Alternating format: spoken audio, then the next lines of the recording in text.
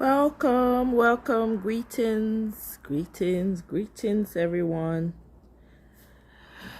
Oh boy, happy Friday. How's everybody doing? I hope everybody's doing good. I hope you're having a wonderful,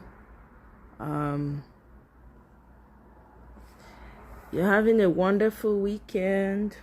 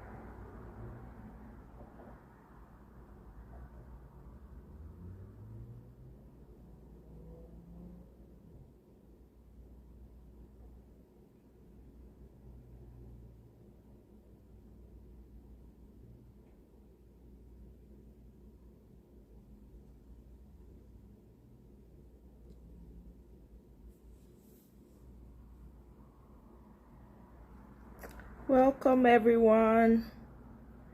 Welcome. Happy Friday.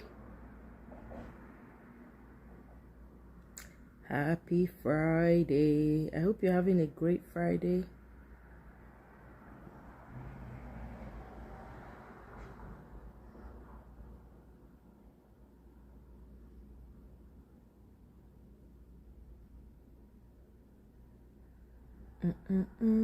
Happy International Boys Day. I think today is international. I didn't know about that too. I only just found out recently about the International Day of the Boy. Right? That's what they called it. So, in honor of that, let me see if I can play a video. Our boys need to be encouraged, and let me play this video. Sorry guys, 20 minutes long. I still maintain the opinion that JAMB is JAMB is an academic checkpoint that has outlived its usefulness. But that's not the purpose of this video. The purpose of this video is to reveal JAMB's technical review. No, hold on 1 second. This is not the video. How many of you know what's happening in Bornu and Zamfara states? And other parts of the north? They're just taking a piece in Nigeria. These people are balling. These Fulani terrorists, they are balling in Nigeria. Hey, God. Hey! They are seriously balling in Nigeria. Oh, my God. Please, guys, let me know if you can hear me. Oh, let it not be as though I'm talking to myself, but okay. They are balling, oh. So, let me see. I thought I had this video saved for the International Day of the Boy Child. Oh, okay, I know where it is. I'm gonna get it now. I'm gonna get it. I'm gonna get it. Dun, dun, dun, dun, dun, dun. All right, actually, I think I saw it. Where was it?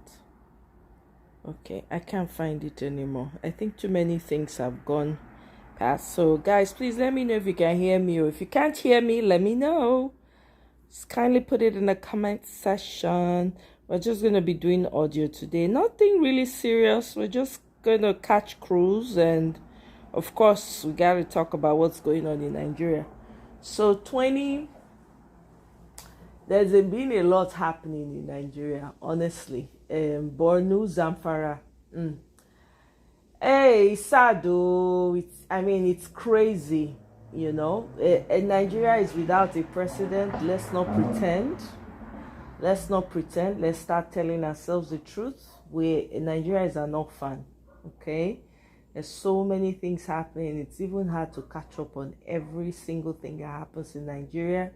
It is what it is until the people rise and do what is needed. Now, I don't know if you guys heard, Patutomi has, Black said the man has completely taken off the gloves. He's ready to rumble. I'm telling you.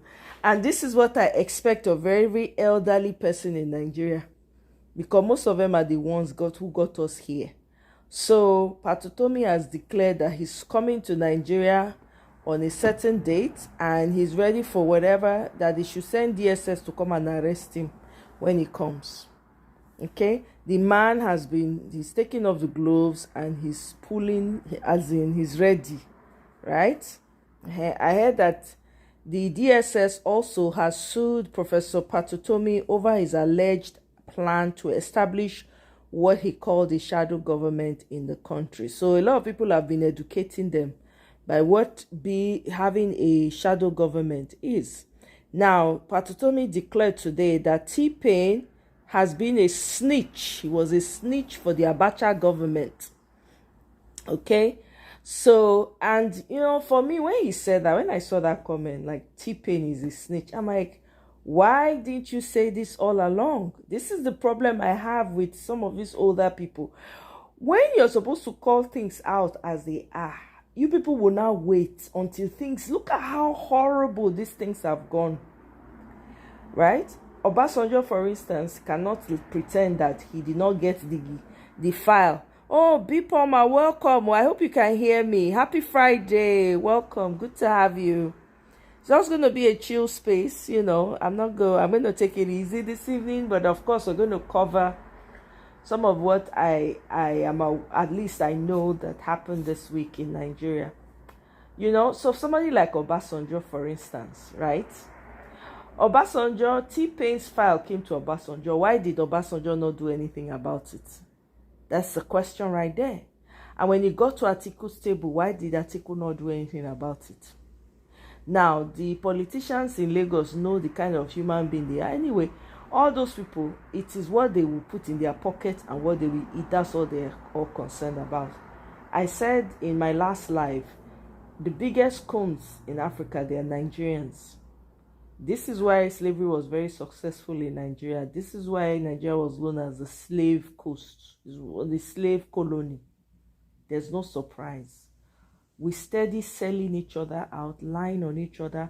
You see a particular group of people who go run to London, go and report. They are the ones reporting. They are the ones kissing the boots of this, kissing the asses of these Oyibo people, showing them the way in to come and self-destruct. That's what is. If nobody is aware, if nobody is opening their eyes, I hope you guys are opening your eyes. In a way, I'm kind of happy that Peter Obi did not come into office, because Peter Obi would have gone in there like having this diplomatic attitude towards the people that have done Nigeria in. I remember a question that he was asked, like, okay, are you going to ask these people to return the money? And Peter Obi was like, he's going to, try to talk to them to release some of the money and all that. For me, that answer was not satisfactory at that time, but I get it. I understand why he responded the way he did. But the whole point of why I'm saying this is that it is now obvious to as many of us that are choosing to open our eyes and see what's going on and open our ears what the problem of Nigeria is. Okay? We cannot all pretend that we don't know who the real enemies of Nigeria is. Okay? I'm not going to talk past like that. I'm not naming any names, but we all know what we are doing. Right? Reason why we haven't been able to move forward as a country is because some people have gone, they are the ones that keep selling us out time and time again. So when I saw this Patutomi's comment stating that Tinubu is a snitch, was the one snitching, reporting back to Abacha, while the rest of them were in exile in London or wherever the country it was that they were in. Right?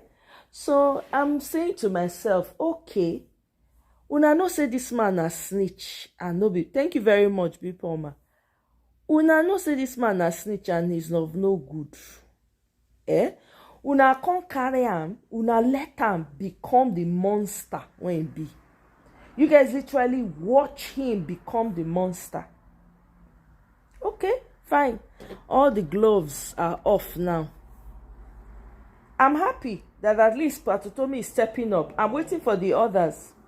The so-called elderly, aged Nigerians that have gotten us, that have enjoyed this politics for a long time and have gotten us to where we are. I'm waiting for them to step up. This is the heat that it should be given. All of them need to step up and be counted. Not waiting for the young people to come and fight their battles for them. Sometimes I wonder, some of these Nigerian old people, did they give birth to children for them to be slaughtered on the street? Because I shudder to think a lot of them, I've seen some comments where people come in and say the young people, and I'm like, why are you removing yourself? You guys are the ones who caused the problem of Nigeria. You guys got us here. Your complacency got us here. Now we're fighting generational battles.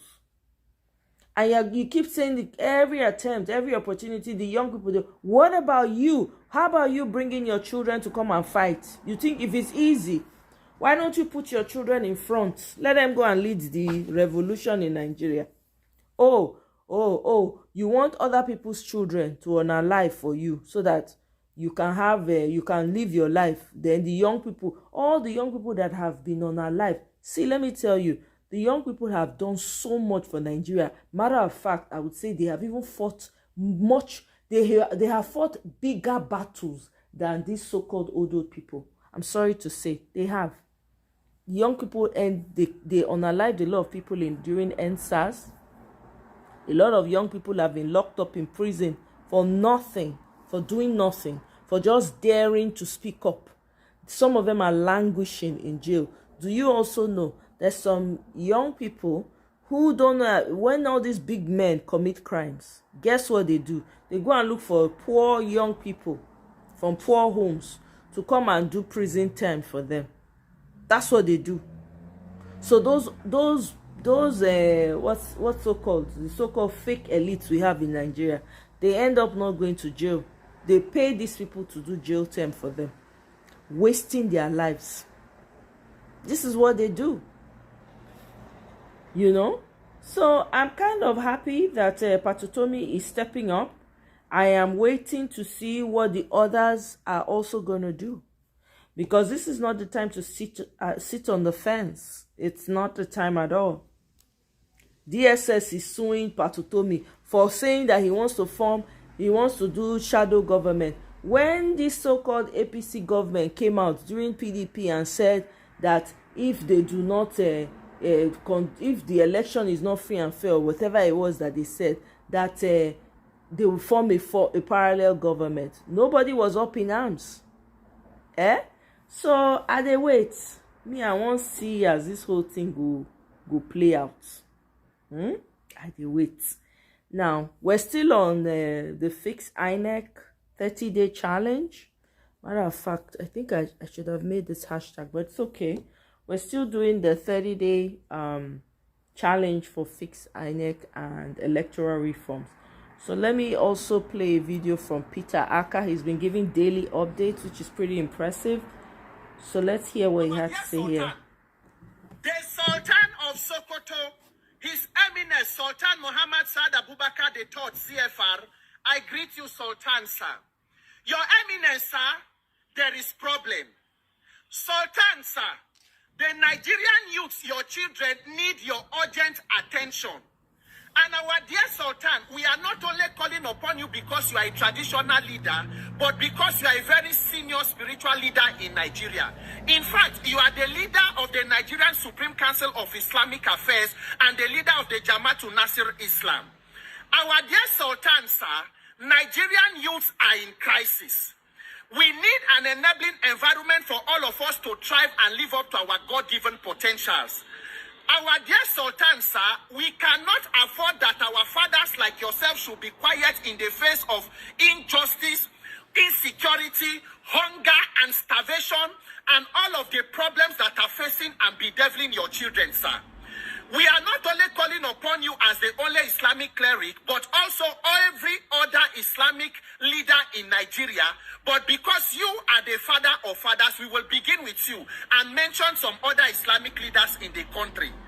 Our dear Sultan, sir, it is the Holy Quran that says, in I think 4 verse 135, he said, believers uphold justice, that we should be bearers of truth, whether it is against us or your parents or your kinsmen, whether it is against the rich or the poor, because Allah is more interested in their welfare than we can ever be.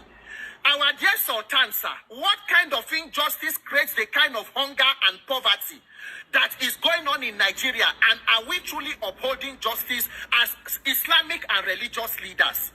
What kind of justice and leadership brings about the kind of insecurity that have plagued the whole of the country?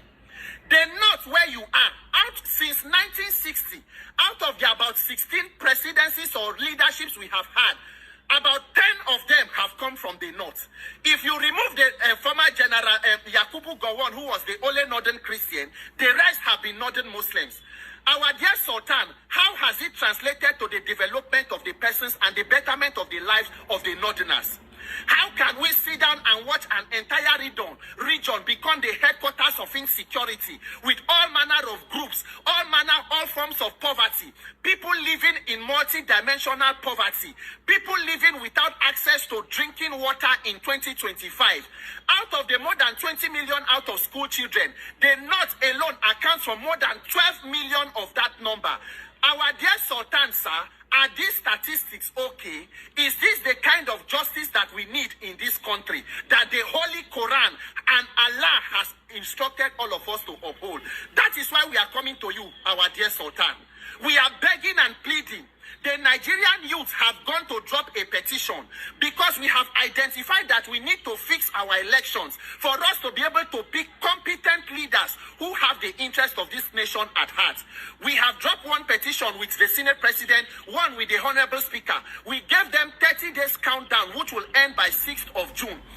Our dear Sultan, we do not need you to come out to join any protest. We only need you to lend your voice of support. We have placards that carry the inscription, "We support free and fair election in Nigeria." Our dear Sultan, I am on my knees begging you, sir. Just hold one of the placards and say you support free and fair election. Let the world and the leadership of Nigeria know that you truly stand for justice as a religious leader and as a father in this country. Our dear Sultan, please help us and hear our voice. Any Islamic leader you know, please tag them. Pardon my pronunciation for anyone that I may get wrongly. Every sect, every Islamic sect, whether Sunni Islam, Shia Islam, Sufism, Ahmadiyya, Nasfat, Ansaruddin, the Emir of Kanu, Your Royal Majesty Sanusi Lamido, Sheikh Tahiru Usman Bauchi, Sheikh Ibrahim Ibn Saleh Al-Husseini, Sheikh Ahmed Abubakar Gumi, Kabiru Gombe, Sheikh Aminu Ibrahim Daurawa, Sheikh Isaac Pantami, former Minister for Communication, Alhaji Muhyiddin Babawa Ajani Bello, Alhaji Abdullah Kimbode Badegeshi, Sheikh Muhyiddin Salmo Hussein, the Chief Imam of Ofa, Sheikh Rufai Abdullah Salati, Sheikh Adepoju Yusuf Olatunde, Honorable Dr. Abdullasif Abdul Hakim, Sheikh Dr. Sulaiman Farouk Oniki Jikpa. Sheikh Dawood Abdul Majid. I'm wondering, all these people that he's calling, are they going to care? All these people don't care. They don't care. But hey, he's doing his thing. I can't knock him for what he's doing. At least he's doing the best he can. And he's standing behind the cause. So everybody needs to choose what side and what they want to do. So I appreciate his efforts. You know, I appreciate his efforts. So I saw a clip of Senator Nadi Usman, where she was, you know, I think she was asked about how Labour Party got here and all of that. It's a 1-minute clip. I'm just going to play that. I don't think I want to play the entire video. I'm sure most of you have seen it anyways. Mr. Omoye, welcome. Oh. Well, you know, this is his own way of doing it. I don't think he's pleading for a criminal. Maybe I don't understand what you mean, Mr. Omoye.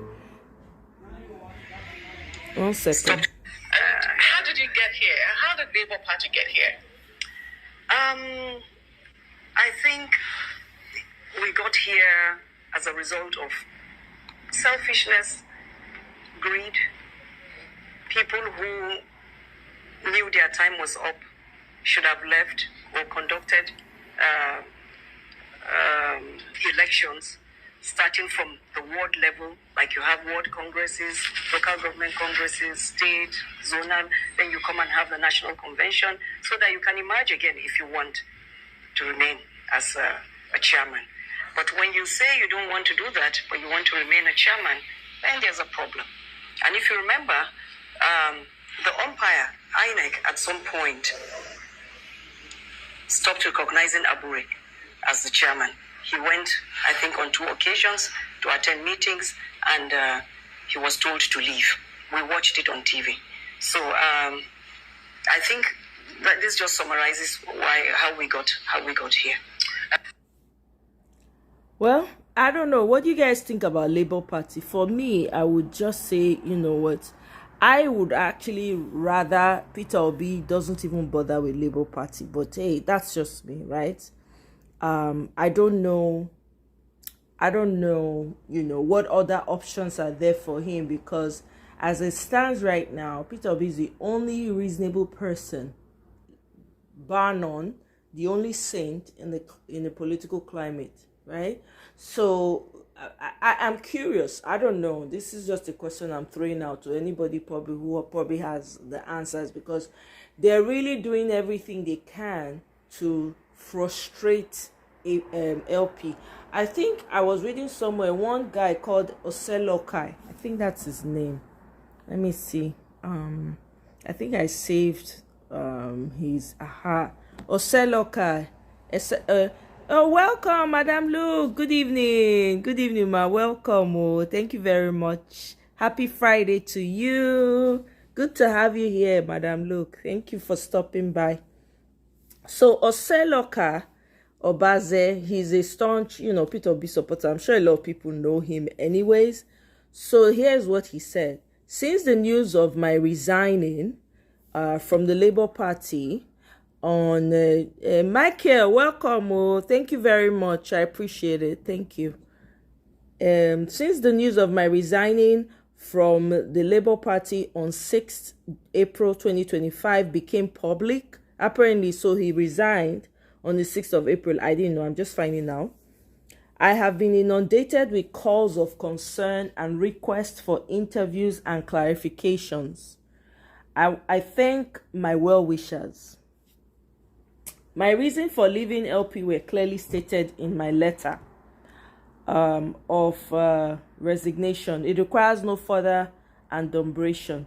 I believe and have publicly said so, but it bears repeating. While the Labour Party has its internal contradictions, the long festering crisis within the party in the main, externally and politically engineered. Do you hear that, guys? The long festering crisis, I'm taking it again, within the party in the main, externally and politically engineered, thus making any rational, amicable, or judicial resolution of the problem impossible. That said, I need to speak to several other pertinent issues. Presently, I am not a card-carrying member of any political party. I remain 100% obedient. I continue to support Peter Obi fully in his pursuit for a new Nigeria that is possible. My commitment to democracy and true nation building in Nigeria remains unfettered. And finally, I am of the opinion that the ruling APC government has failed Nigeria and Nigerians. So Osalokai has resigned from the Labour Party. I don't know what capacity he was in the Labour Party, but maybe people who know can share in the comment section. So I don't know, because Tinubu is really like getting in. He's planted people in there. For me, I would say Peter Obi should leave the Labour Party. I really don't want him to be entangled with those people. Abure has really, he's a big, what's it called?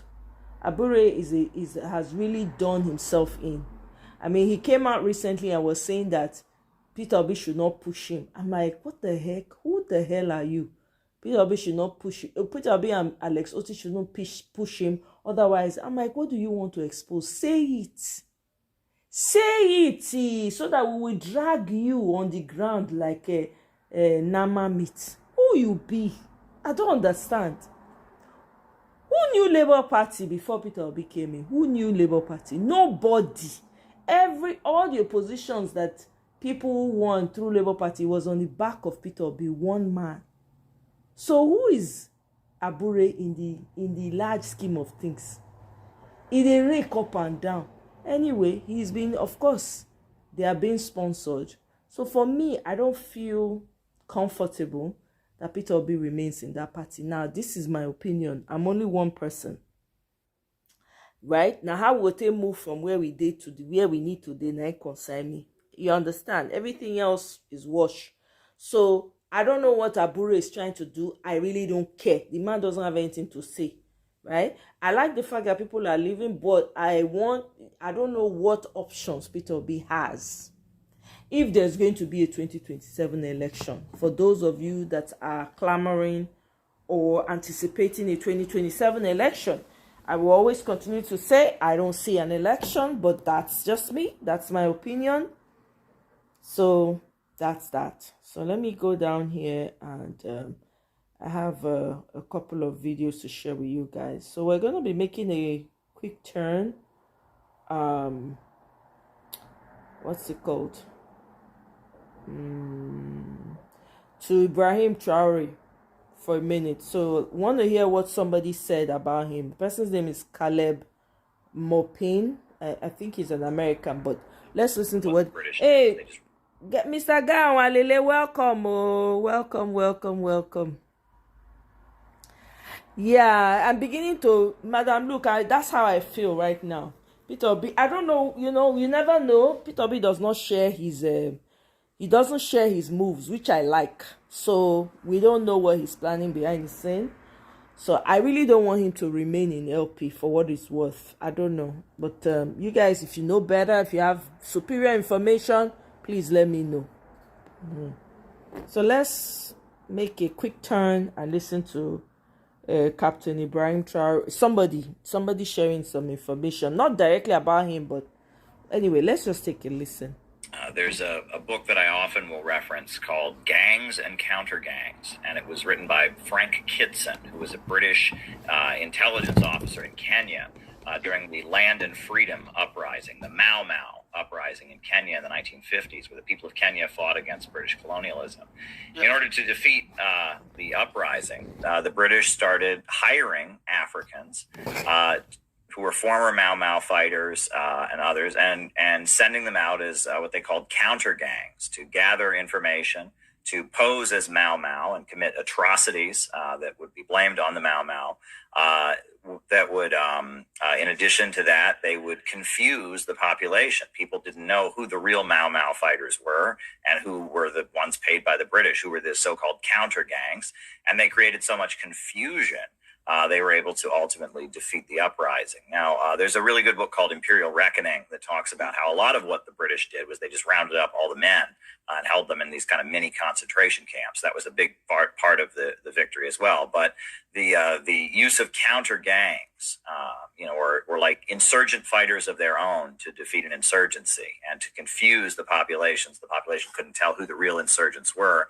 That became like a staple of counterinsurgency operations. Frank Kitson was heavily involved in the British fight in Northern Ireland in the 70s and 80s, the Troubles.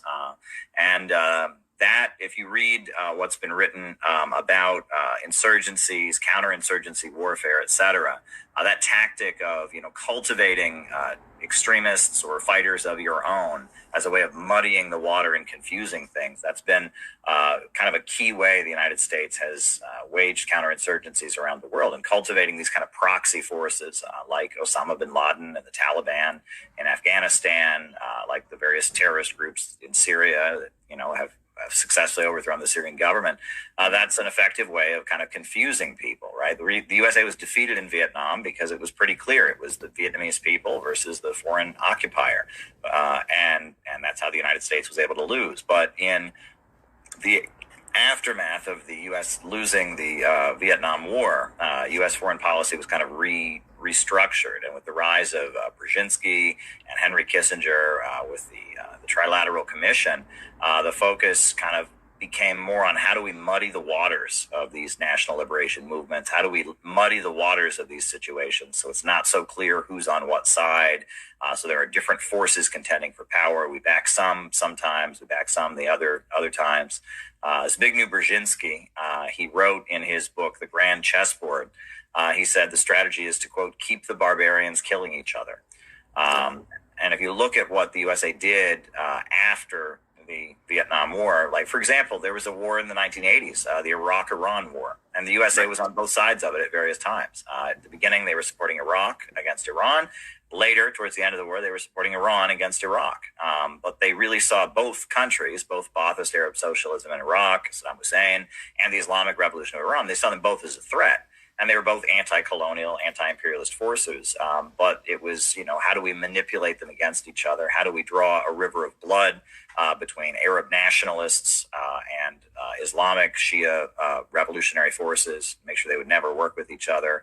How do we manipulate those forces? This is ultimately how the USA has been successful in defeating anti-colonial uprisings. How the USA kind of won the Cold War. So what you were describing there with the fact that they're now using these extremist forces in Burkina Faso to target the revolutionary government of Ibrahim Traore, that's not at all new or surprising. You look to Nigeria, where you have Boko Haram, which now calls itself ISIS in Africa, which is basically sponsored by the local level of the Nigerian government in Muslim regions. But yet the USA has used Boko Haram as an excuse to increase its military presence in Africa. There was that whole "Bring Back Our Girls" thing that was Michelle Obama and others were pushing. But basically the Nigerian government and Saudi Arabia have ties to this terrorist group in Nigeria that then the USA is able to use to send its military into Africa and expand its military presence. That went on, and then there is a group in Nigeria called the Islamic Movement in Nigeria that are Shia Muslims that have been trying to bring Christians and Muslims in Nigeria together. And you'll notice the USA backed the Nigerian government in brutally repressing them. And Sheikh Ibrahim Zakzaki was detained and held by the Nigerian military for years without charges. Their compounds were forcibly broken up. So Boko Haram, expands in the Islamic regions. There's tension between Christians and Muslims, but then you have an actual anti-imperialist force in the country that gets very heavily suppressed. And that, there are people that were in Guantanamo Bay for years that are now in the Taliban government in Afghanistan. And you have to ask what went on all those years they were sitting in Guantanamo Bay. I mean, the USA was, I mean, at least U.S. officials, intelligence was learning to push their buttons, learning to manipulate them. I mean, the Taliban, the Al Qaeda, you know, those kind of forces in Afghanistan were already kind of used by the USA as proxies to fight against the Soviet Union. And so then you have their leaders sitting in a prison, you know, for years, an isolated prison, a prison where there's no record, right? They're not as official prisoners, but they're subject to whatever was going on in Guantanamo Bay. And then they're released, and then they're in the government of Afghanistan. Well, that's years the USA has had to study them and learn how they operate, and who knows what kind of weird psychological experiments and mind control was done to them. And now they're the government of Afghanistan. So you know, you have to look at all of this, and yeah, the cultivation of extremist forces to confuse things, to make it so anti-colonial fights are not clear. That's generally how the imperialists have been operating. Okay, so I hope you guys caught that. There's a longer video. I'm not, you know, if you're interested in going to see the complete interview, it's on YouTube. Okay, and so I'm going to share a video that Patutomi also shared. In this comment, he said, all the shadow team 6 is what Chief Awolowo sought here. So let's hear what Chief Awolowo said in this old video. 1 second. So Patutomi is giving us like a look into his idea of what he wants to do. But I must warn that I have written only for those Nigerians who are prepared to learn, to study, to make painstaking research, to endure prejudices, and to think systematically and constructively. Up to now, it is the habit with many of us to approach the titanic, intricate, and pressing problems of our country with blameworthy casualness, insufficient study and research, loose and desultory thinking, supercilious complacency, deep-seated prejudices, and insensate partisanship. I have deliberately ventured to invite all our leaders in particular, and the entire body of educated Nigerians in general, to a more serious, more objective, more thoughtful, more constructive, and more altruistic approach to our economic, political, and social problems. Okay, that's the idea of a shadow government, shadow team that he talks about. Okay. All right, so here is another information that I'd like you guys to know. Apparently, Trump's government is planning, this is from David Udain, Trump's government is planning to use, oh wait, hold on 1 second. Lele, let me see, what did you say?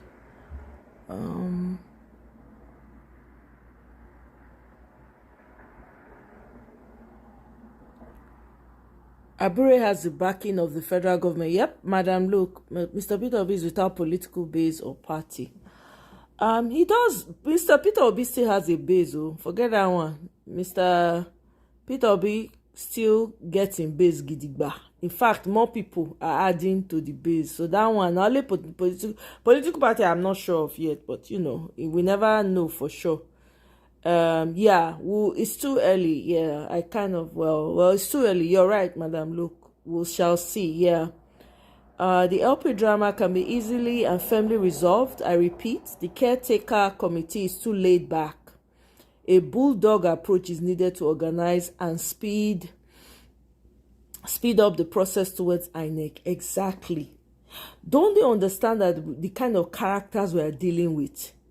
You know, you have to, because these people, you have to be dogged with them. You can't be calm, gentle, speaking English, and all of that. You gotta get in the mud and roll in the dirt with these people. I'm serious.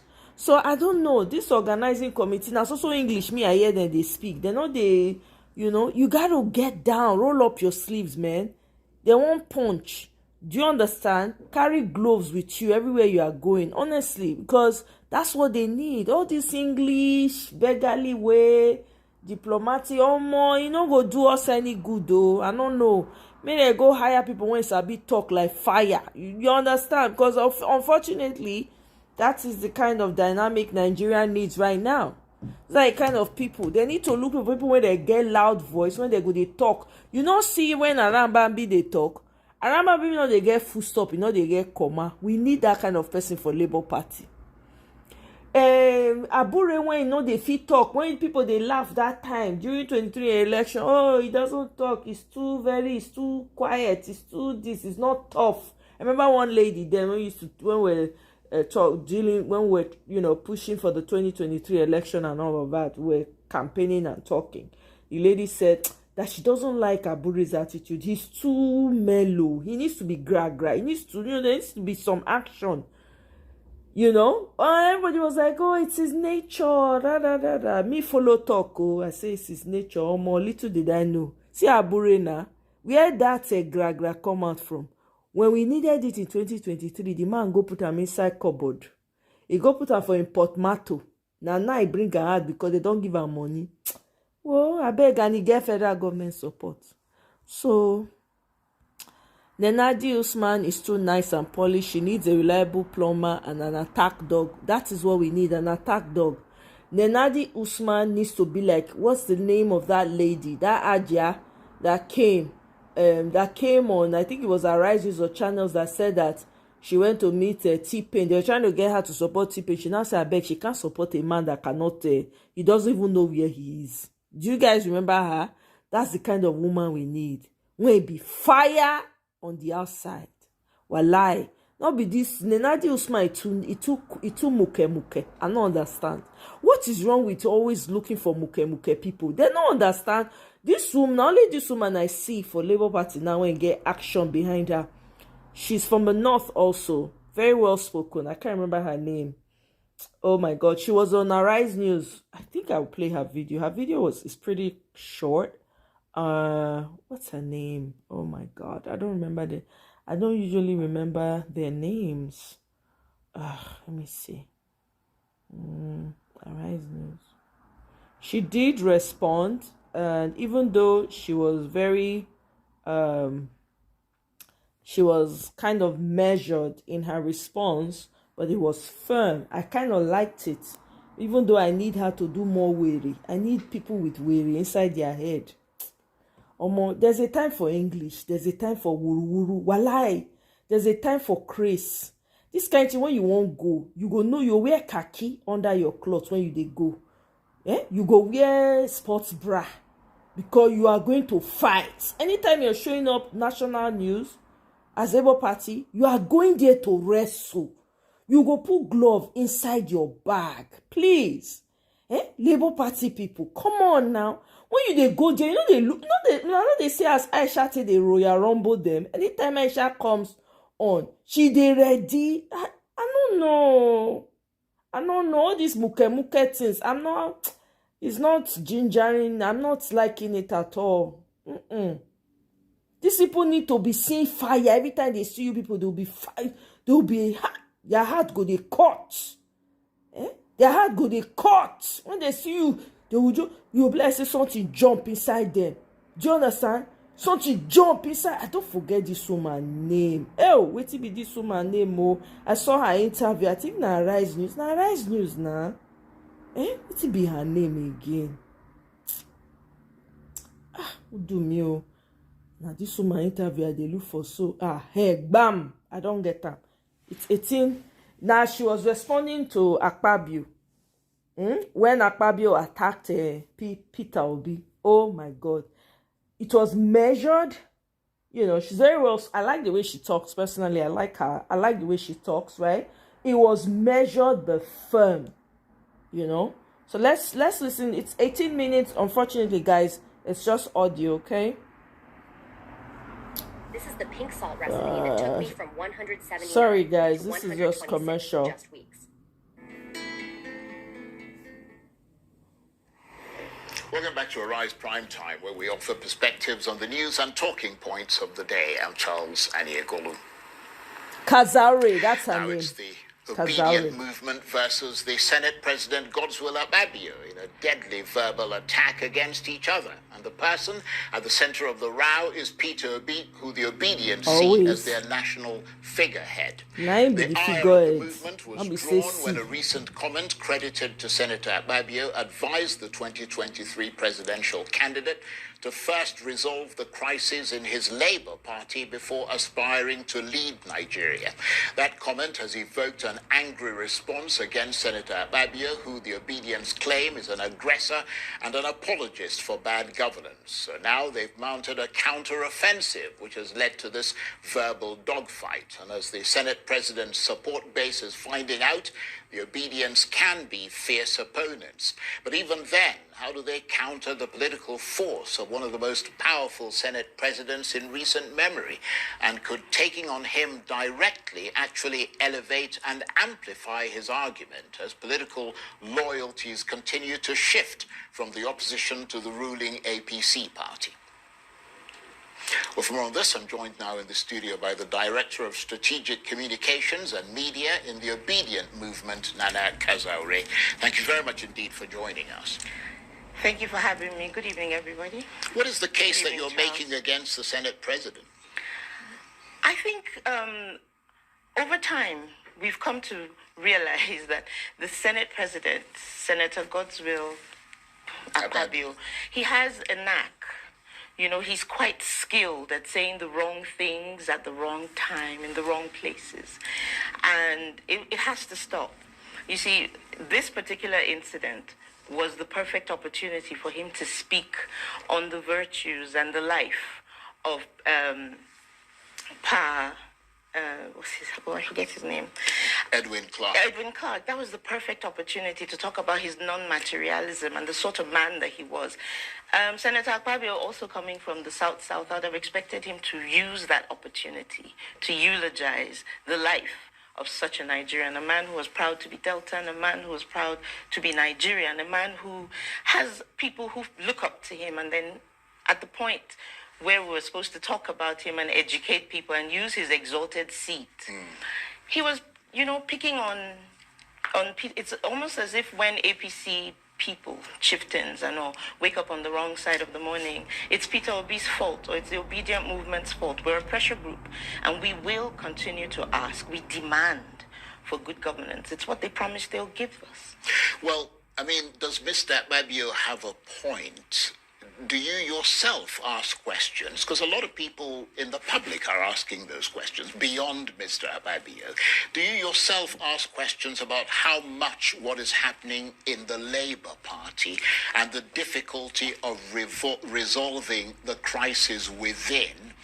How much does all that discredit Mr. Peter Obi? How much does that tarnish and erode his image as this wonder kind who so many people were and are looking towards to fix Nigeria? No. I mean, No, that's the a lot answer- of the point that he's making. The isn't it? answer, it's wrong. And like I said, he's morally bankrupt. The Obedient Movement, we believe Bam. he's not in a position to be the one to speak on a ban like Peter Obi. I have a Bam. friend who's from Akwa Ibom State. She's from Etinan. And he sat there and he declared that he built a world-class hospital. She's relocated to the United States. Her parents are elderly. Her mother just turned 80. And I know that once in a while they go to the United States to get medical care. So, but the thing is, back to your question, I've noticed that Nigerians we're not used to, and that's what the APC keeps propagating. That's what they keep pushing and putting in the faces of Nigerians, and that's what we're saying is wrong. They keep wanting to say to us that a man like Peter Obi, who wants to follow due process, who believes in the rule of law, is a weakling. But that's not what it's about. You can even tell that the APC is their government is very discombobulated. They're already in campaign mode. On your way to the airport, you just see campaign pictures, and that's even an indictment on INEC. And so Obedience are demanding that comes down, because at the end of the day, why are they campaigning? That's in direct disobedience to the INEC rules and electoral laws for Nigeria. And the APC keep doing this. What they've shown us is that they have no respect for Nigerians. Nigerians are sitting down and we're watching the president, with his budget. And rather than for them to stand on the mandate of Nigerian people, they're standing on the mandate of one man. I didn't hear them ask questions as to whether or not the budget was going to take Nigerians out of multi-dimensional poverty. The IMF will say to us, they give us very unflattering results. The World Bank, the IMF. I don't see this government. And this government relies heavily on the forecasts of the IMF and the World Bank to tax Nigerians more. For example, energy tariffs on electricity. And I don't see them using the same vehemence to come after IMF and the World Bank. So are we saying that the people we have in power are not nationalistic in their quest to rule this country? I really don't want to use the phrase that came to my head, but then and then a man like Senator Akpabio, you now hear him say Peter Obi should tackle the matters happening in the Labour Party. This was the same man that said, "Let them protest. We will." I paraphrase. "We will stay and enjoy ourselves." It's synonymous to how Marie Antoinette said, "Let them eat cake," and we know how that ended. So if there's a democracy thriving in Nigeria, it's not because of our leaders, I dare say. It's because Nigerians are naturally gradualists, and we are the people who are keeping democracy together. The leadership, no, we might as well just go back to a dictatorship. We had a recent past governor say, "Oh, the reason we're defecting is because we want to come closer to the center." And in my head, I'm thinking, at 26, in the next 2 weeks, we're a 26-year-old democracy, and we find ourselves still suckling an oil-rich state. Our leaders are saying to us, we don't want to be creative. We don't want to. Keep watching. If your recent Sorry car guys, accident was commercial, not your fault, but because I've got a way I think that you guys get the don't want to be gist, creative. right? You guys get the gist. You see this too much English, I have a problem with it. Please guys, I really do. We literally are dealing with very, very, very sick, demonic people, demonic entities. This English is really, sometimes it gets on my nerves. Right? Even if you're going to speak English, let it have fire. Let it have jalapeno. Let it have habanero pepper. You understand? Let it have habanero pepper. We need... Oh my God, what's the name of this woman? Let me see. Oh, sorry guys, I don't... Comment, don't requete. Make a check. I sure say person go don't answer me. Let me see.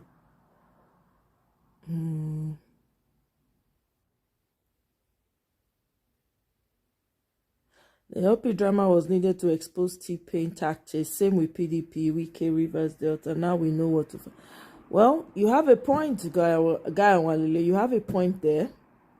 You have a good point there. No, Madam, look, Peter Obi get base.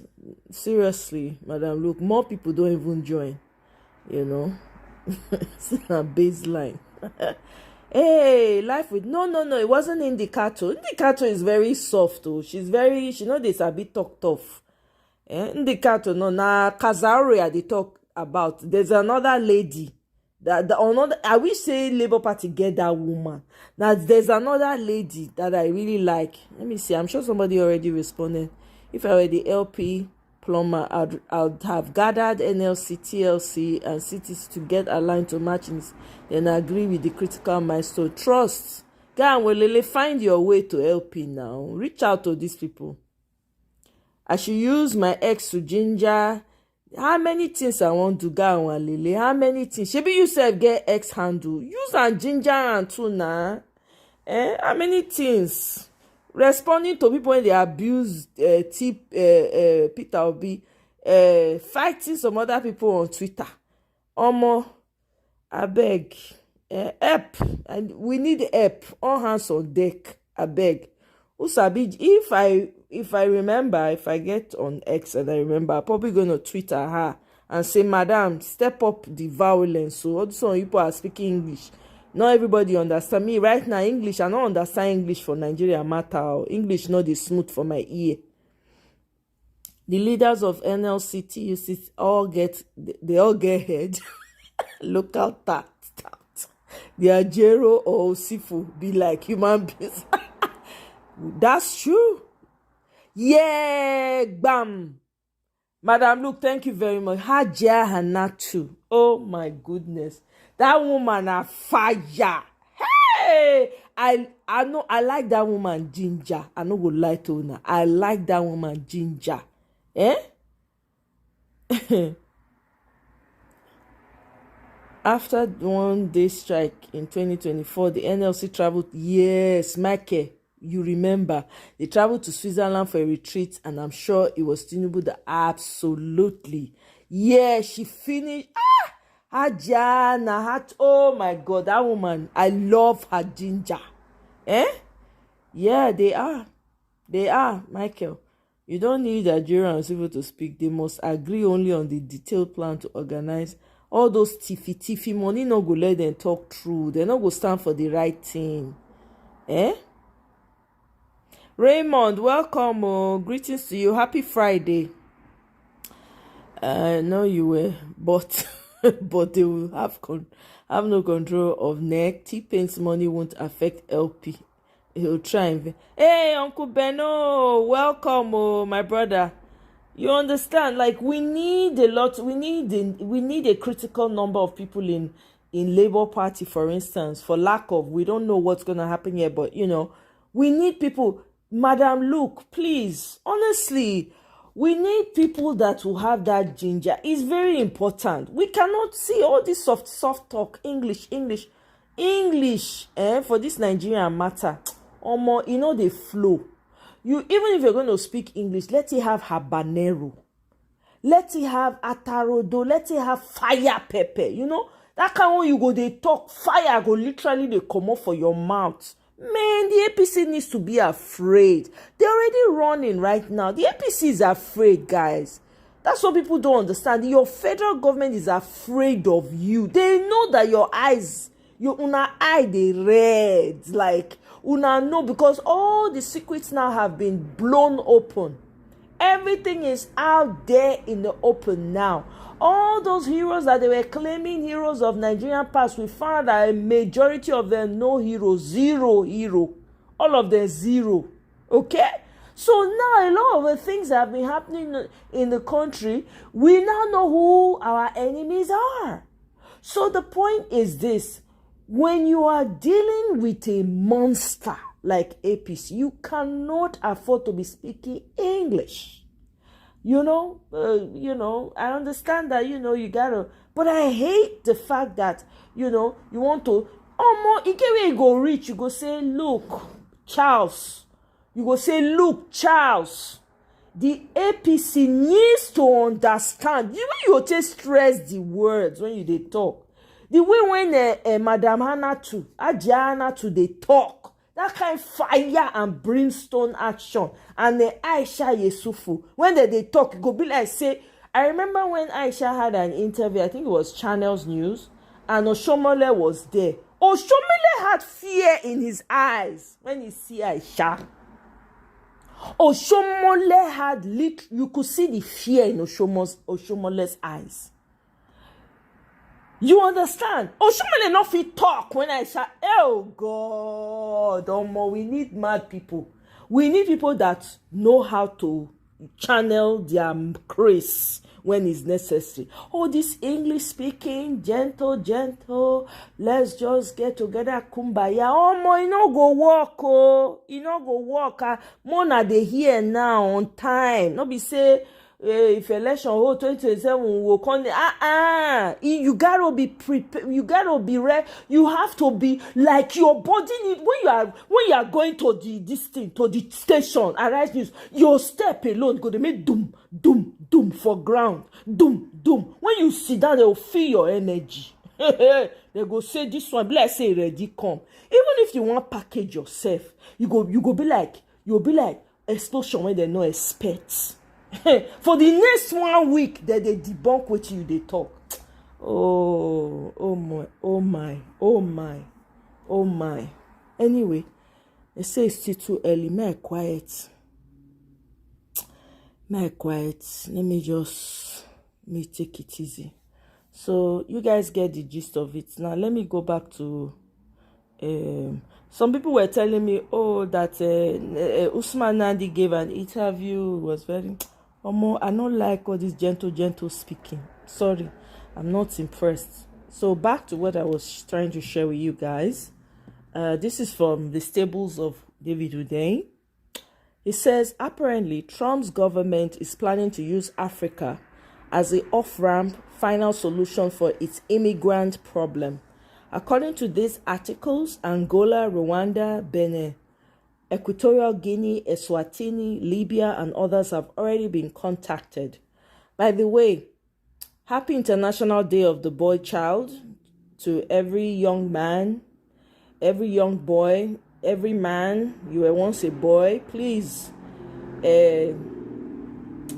cancel other young boys to be better men as well. I beg. Make una cancel. Make una encourage. Make una help raise male children. Because, be a good, what do they call a mentor? Abi? No, good mentor. Is it mentor? Yeah, good mentor to the boys around you. All right, especially in Nigeria right now, we need it more than ever before. Okay. According to these articles, Angola, Rwanda, Benin, Equatorial Guinea, Eswatini, Libya, and others have already been contacted. This is a terrible idea from Africa's perspective, and any African leader who agrees to this should be deposed the very next day and locked up in prison. To begin with, these are not merely migrants. Many of these proposed deportees are criminals from some of the worst gangs and drug cartel groups in Latin America, like Tren de Aragua and MS-13, who are currently sitting in U.S. prisons. These are the worst of the worst: killers, pedophiles, and rapists. You guys remember Haiti? This is what they do to Haiti. They ship their worst criminals to Haiti. Okay, they were, of course, the direct result of multiple U.S. government actions in Latin America, and in classic Oyibo fashion. Now that the headwinds have changed and they no longer want to deal with the mess that they created by flooding 2 continents with guns and drugs, they want to outsource the consequences to the shithole. We already have far too many homegrown and foreign problems of our own on this continent. The very last thing we need is a couple of million of the world's very worst people. So bad that even their original countries of origin have refused to take them back. Coming here to set up shop and become a new pipeline for crime, foreign interference, war, and inevitably racial appetite BS. You guys better tell your presidents to tell Mr. Trump to keep that shit in America. We are not his refuse dump. America should lie in the bed that it has laid. We are not the ones who have spent 2 centuries causing economic devastation and social dislocation across Latin America. So we cannot be the ones to bear the fallout. No surprise to see Angola featuring prominently in this plan. On the rare occasion that the U.S. government invests money in an African country's infrastructure, Lobito Railway in this case, you can be sure that in addition to being extractively intentioned, it will also come with the devil's conditions. Also, Equatorial Guinea in particular should be ashamed of itself, a country that is almost impossible to visit as a fellow African, but which is discussing the possibility of accepting the dregs of American society from U.S. jails. Mona not talk say, una no know. This news, you want to go and read further, theintercept.com. As at May 15, 2025, is on there and is on CBS News as well, .com. Go check it out if you want. There's a short video here. The Intercept. Yeah, this is a May 15, 2025 article Trump is building a global gulag for immigrants captured by ICE. The U.S. is in talks with 19 nations, including Libya, Kosovo, Rwanda, and Moldova, to accept deportees from other countries. Let's listen to the short clip from CBS News. Oh, okay. It's just this CBS News one is the 5th of May. Okay, in case you want to go read up on it. So they bring and call una not to say una no know. It's very important. We need to keep our eyes peeled. This is why, whether you like it or not, you gotta know what's going on around the world. You have to be involved in geopolitics, whether you like them or not. It has become how they talk now, a compulsory course for you. You must learn geopolitics by force. Because when they go, they plan to do na bad thing, we know they know. Now we be the last to know. T-Pain has no money. All his alleged monies are our money. That is true. He's a criminal and common thief. Political terrain in Nigeria is not for people with self-pride like me. That's true. You're right, Madam Luke. The reason I stay away from such environment when Nigeria happens to you, go find your level, okay? Well, if not on Peter Obi's side, it's just that, man. Yeah, I did try. They do my little, small. I'm not even there as active as I used to. Time never really reach. They wait for the election. Only if I find my way there, I know they go X as much. It's only if I find myself there, I see something, I'll say, wait till this person talk, I could just respond or something like that. Let's see.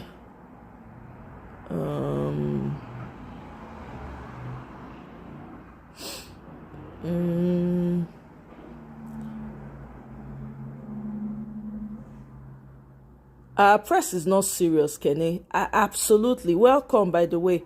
It's not serious at all. If that fire can come from the north like they did in June. No, it's already coming from the north, right, Madam Luke? So it is really coming from the north. I don't know. On TikTok, because I do go to TikTok because of this Burkina Faso thing a lot. I go to check up, new updates and stuff like that. So yeah, there are a lot of voices from the north. A lot of voices, and mostly Hausas, some other tribes. I don't know all the tribes in the north, guys, forgive me, but some of the tribes in the north, they've been coming out really strong on TikTok, and they have massive following. They're really, really doing a lot of uncovering on TikTok. I've been overwhelmed. Well, not overwhelmed. I've been really impressed. I'll stay and listen to what they're saying and all of that. They're really, really doing a lot of work on TikTok. Because apparently they said a lot of them on TikTok, and it's true. They're many. Let's see. I'm trying to go through the comments really quickly before I play the next video. Oshomole with his back head, reverse Edo English, suppose fear. I'm telling you, that day, he not feel look at sharp face. Hey, I say, Omo, it's good to carry fire.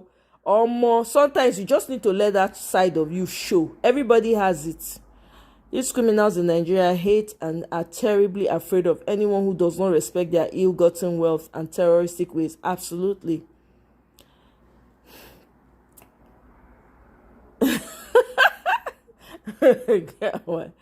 Yeah. Useless African rulers will be happy to accept the criminals from the US because for their mind, they will make the US safe. No, we should make sure that doesn't happen, Michael, because it's not fun, no. Do you see what they did to Haiti? It's not fun at all. Let's not even say useless. We need to keep our eyes peeled. We should not let it happen. We not even, you see, our use of language. We have enough problems. We should learn to use pressure. We should not let it happen, no. It not go good, though. I beg. Hey, no.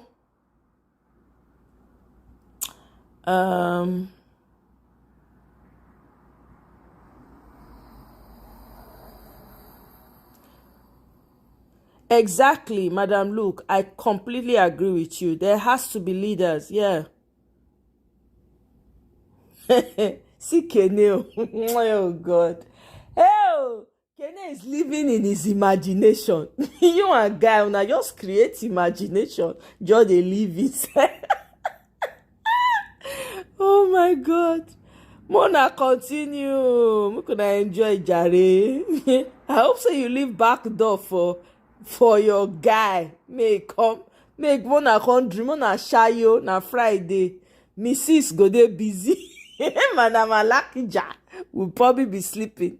She'll go to bed early, Kene, right? Kene kukuma, Kene, you bring her barbecue for your guy. And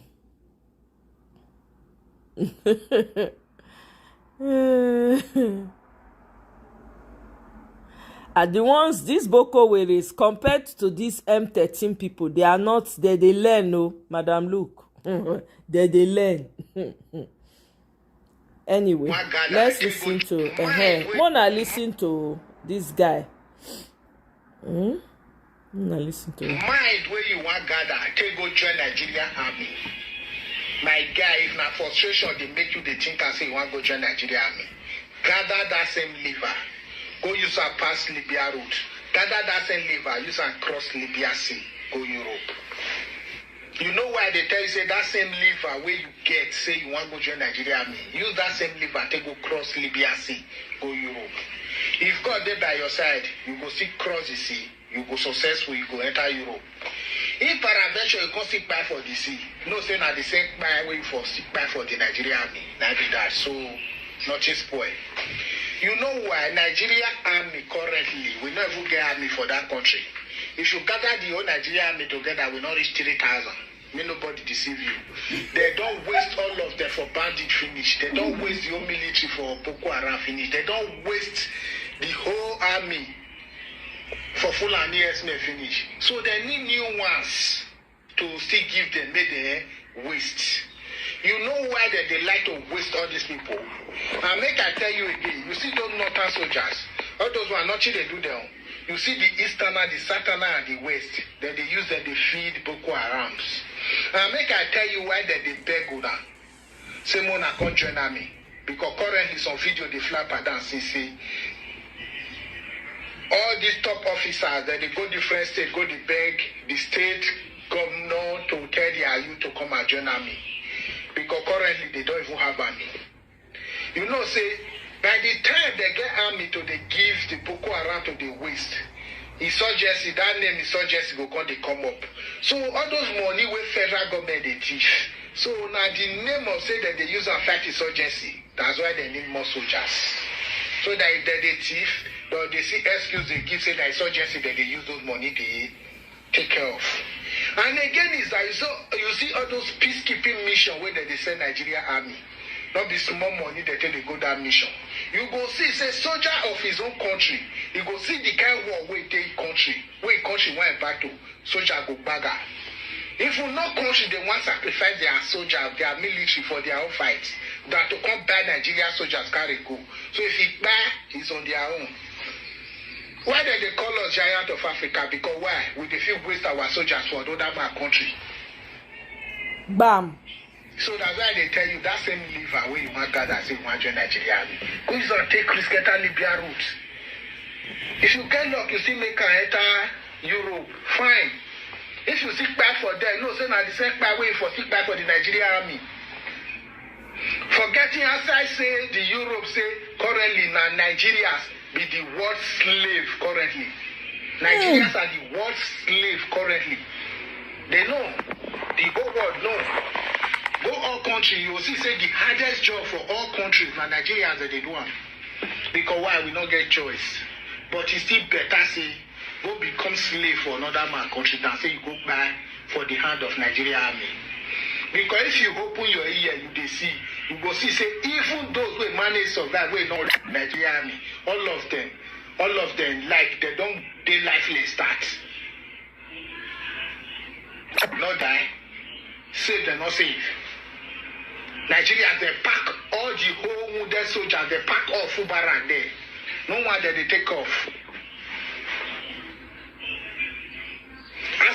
time of Goodluck Jonathan, how many mobiles they send go peacekeeping? Like how many mobile police they send go Meduguri? The whole 500 mobiles so they send go, anyone come back? No one. So Nigeria has set up problem, and they use people children, they feed all this Boko Haram, all this bandit, all this Fulani men. If we tell on our officer we want to content, but I just go advise you that mind when you want to go join Nigeria, I mean go across Libya route.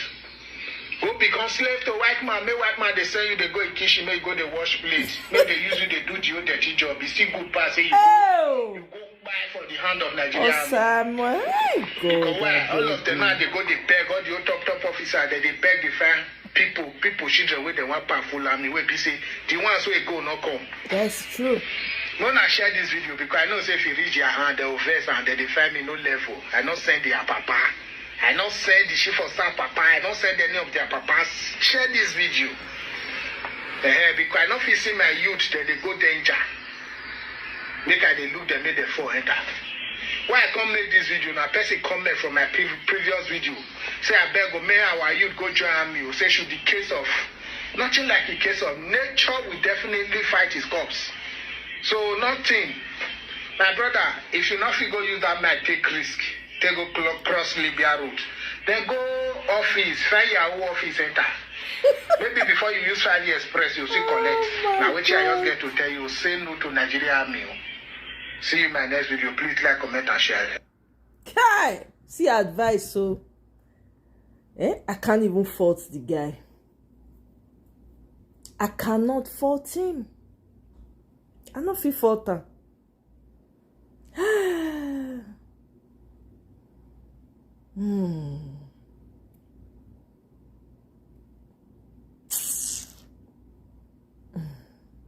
Wow.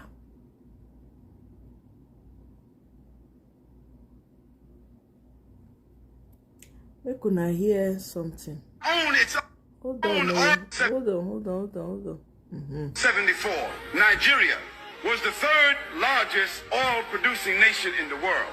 Today, Nigeria does not own its own oil reserves, which is still the third largest in the world, but BP and Shell and Exxon owns all the rights of the oil in Nigeria. They take the oil out of it, and after that they sell it back to the Nigerian government. Who did that? The IMF and the World Bank. These are the kafirs we're dealing with. Second, making the dollar, whether it is the Australian dollar or the French dollar, or we call them dollars, but we know they call them different currencies, making the currency in the West prevalent as a source of value and eliminating the gold. Because when gold becomes the standard, the countries who have the gold become what? The possessors of the wealth. But they tricked the world and they took the currency and made it the wealth. And so then they took the wealth, paper dollars, and then they took and bought the gold from those countries with paper. So they took the gold and they own it now. All the gold is in Fort Knox and some other places, and they gave those people currency. Then after they gave them the currency, they depreciated the currency through wars. Then they told them now you can borrow more currency, okay, at 20%. And so now they own the country. Devils. Tricksters. Continuing to make developing countries markets for consumption. Anyways. So, I have Patrice Lumumba. Is it Patrice Lumumba? Now I keep mistaking him. Well, Professor Lumumba, you guys know who I'm talking about, has some things to share. All right, let's listen. Africans that we are not going. My historic Sankara said in 1987 at the meeting of the OAU, at that time he said, we should even stop paying the debts. In any event, we deserve reparations for slavery. We deserve reparations for colonization. And if we take a joint decision as Africans that we are not going to pay debts, what will they do to us? Will they nuclear bomb us, all of us? So they need, and Thomas Sankara was right, that in order to liberate yourself from some of these things, some element of of methodical madness is necessary. Indeed. Yeah, Do you agree with him or do you disagree? You know? We could not listen to how much on our House of Rep people they collect. Okay? Let's hear. Oh, wait. Most of what he says is he's going to speak Yoruba, so I don't know. I'll do my best to interpret. But if Uncle Beno is around, hopefully, Uncle Beno, I hope you're still here. You can help us put some translation to it as well.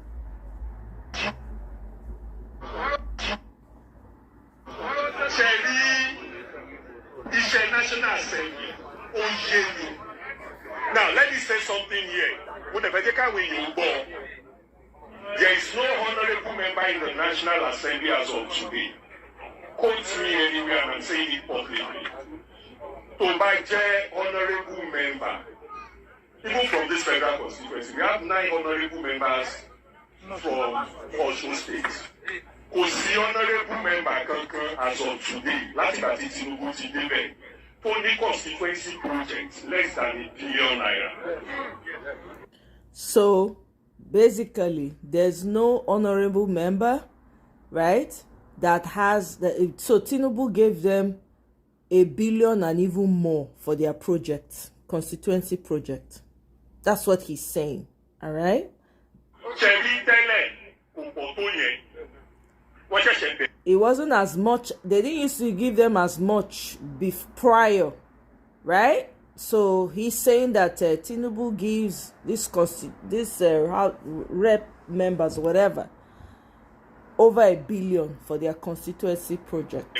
Last year, there is no honorable member to ban Abuja lonely. Boy, when your subsidy, our governors want more funds. Our senators and honorable members don't need more funds. There is no honorable member in Nigeria today who has a constituency project of less than R1 billion. They hear? So when you say an honorable member, then run check.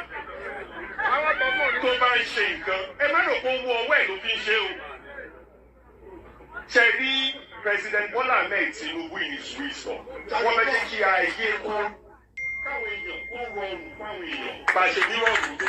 Now lie be that one, no. But basically the whole point of it is that he says, as you're holding that, you should hold the governors accountable just like you hold the representatives accountable, because there's a lot of money that's been given to them to do the projects. Okay, so that's it. So of course he's a bootlicker for T-Pay, but let's just finish it. And you know what? He increased the allocation, the constituency project from honorable members. Tell it to Mawala Osun.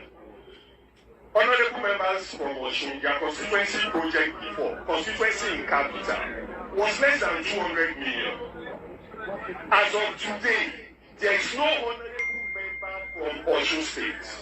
Quote me, honorable Wole is now in our party. The party can make findings. There is no honorable member in Osun State who has a constituency project less than R1 billion. Now, there is no senator of the Federal Republic of Nigeria only constituency project less than R2 billion.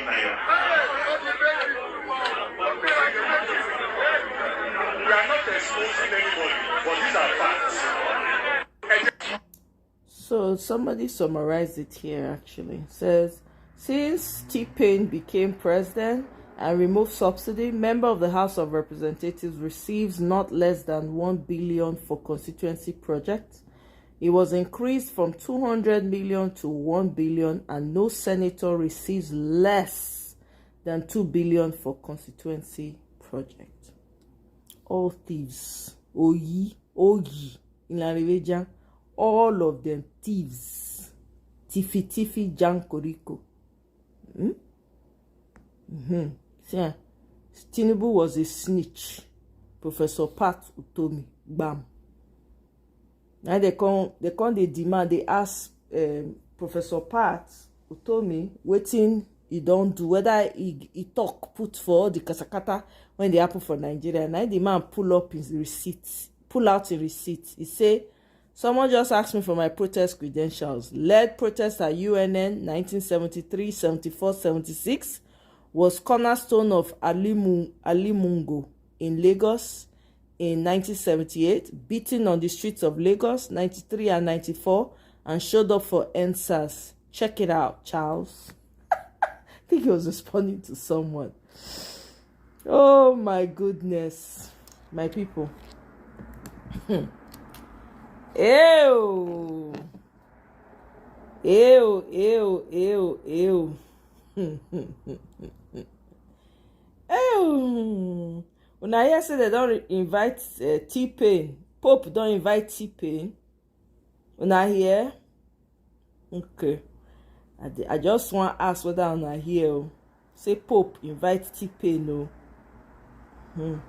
Apparently, they say the man first work for whether na Bauchi or be which state it be priest before, and somewhere in Lagos as well. So I don't know. Wetin be this? Not be Valentine Ozigbo be this. Egba me. Wait, now Valentine hold broom so. Oh my God, this is the first time I've seen Valentine with broom. Oh, Otilo. Okay, it's not him. Looks like him. Looks like him. God damn. Okay.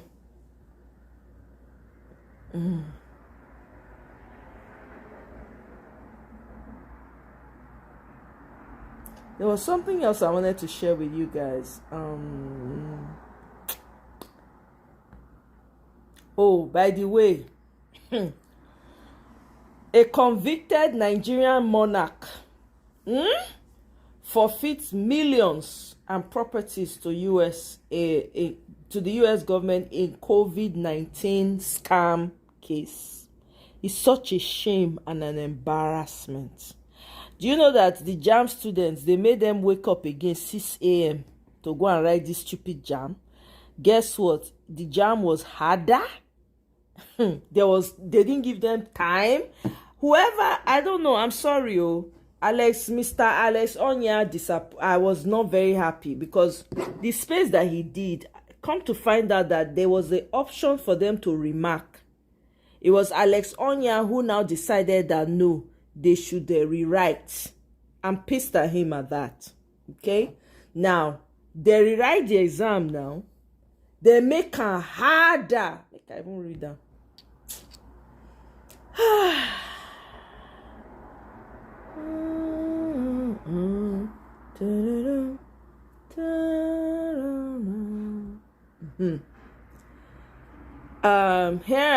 I'm reading directly from him. Here are the top issues raised by candidates that participated in JAM receipt today. Difficult questions. Many students mentioned that the questions were unusually hard. This is what was me. I know. I don't know why they should have remarked, not shut it down. Anyway, time management issues. Not enough time to complete all the questions. JAM system errors. Now they hear concerns about technical glitches during the exam.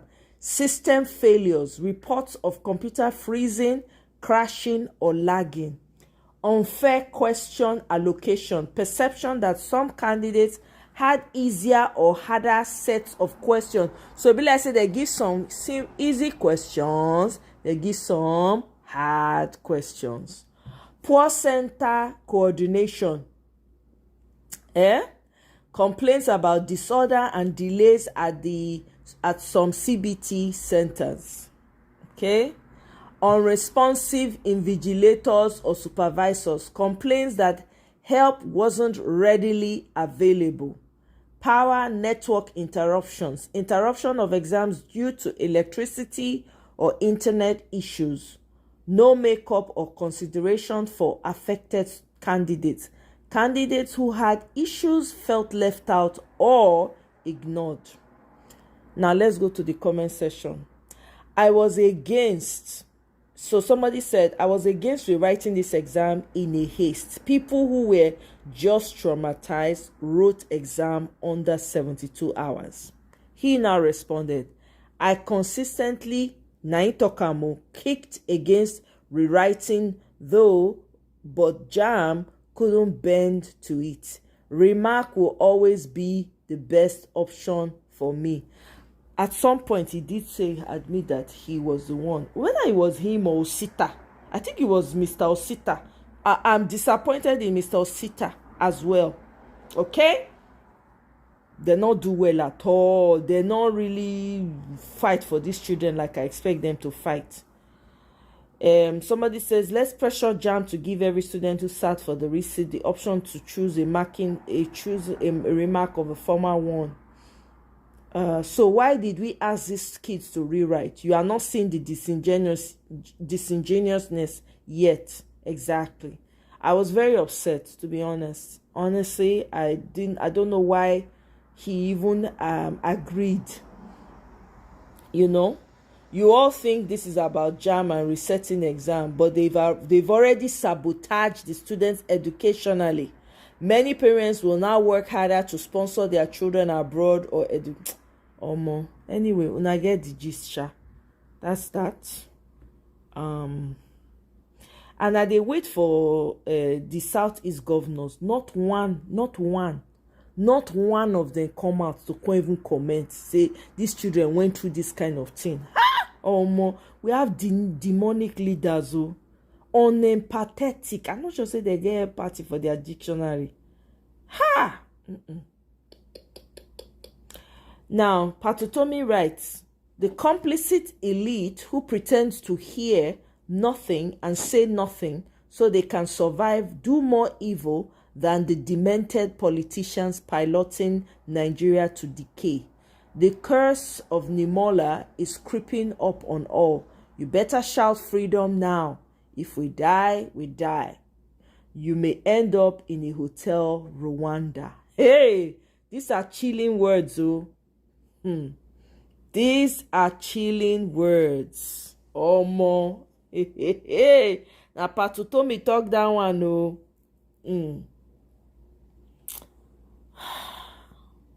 Let me see.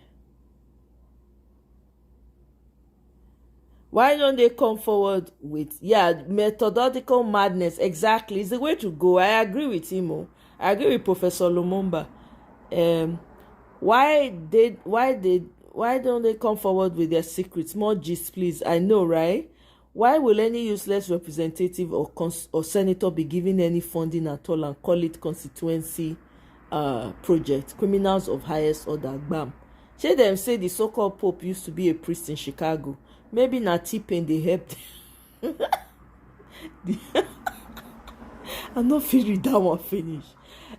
Some people are very they know they take Pope matter place. Make I suffer dey my lane. I heard that they set up the responsible that cried. The glitch was on purpose. Yep. In fact, during his tenure, he's been transferring more money to the governors, 9 billion naira as opposed to 50 to 60 million a year in the past. How many Southeast governors go school? If that's true. Wait, Soludo go school now. Abia State governor goes to. Soludo go school now. Abia State no governor no go school. At least Soludo na professor of economics, right? Abi, not be so. Una correct me if I wrong. Go. Who else be this guy when he dey for Enugu State? Is he not educated? Although they say no, whether na NYC Abi na, I don't even know which one they follow and drag that time. Professor, they commission. I'm telling you, they commission government house. Me igboru eri. I'm telling you, guy Wanlele Patutomi is not playing. No, I'm seeing his hand. Though the guy is really pulling up. He's taking off his gloves. Oh, he's giving them boza. And former CBN chief. Now he go commission government house. Ha! Omo.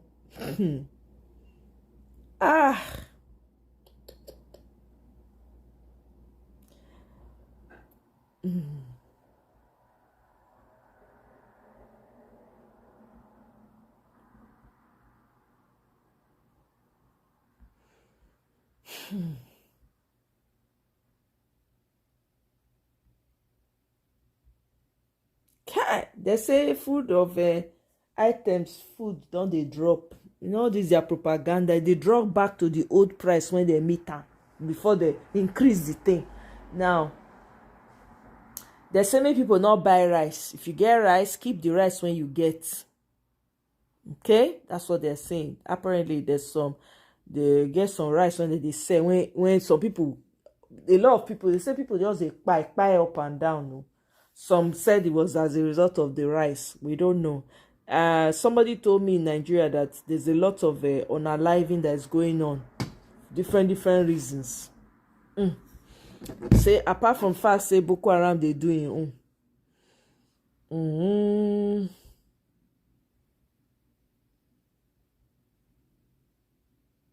Okay. Let's see. So apparently, let's do a quick what's it called? Detour for a little bit. So there's a plantation in White Castle, Louisiana.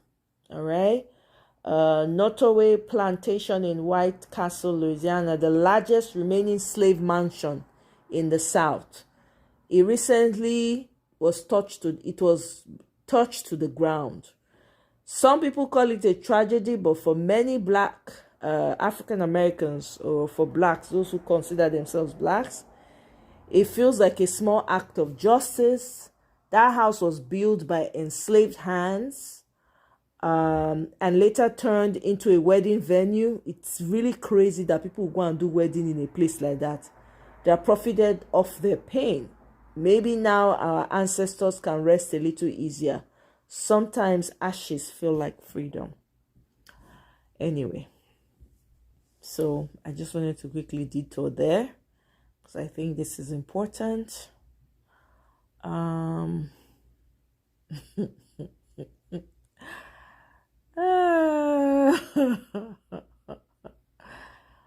my goodness.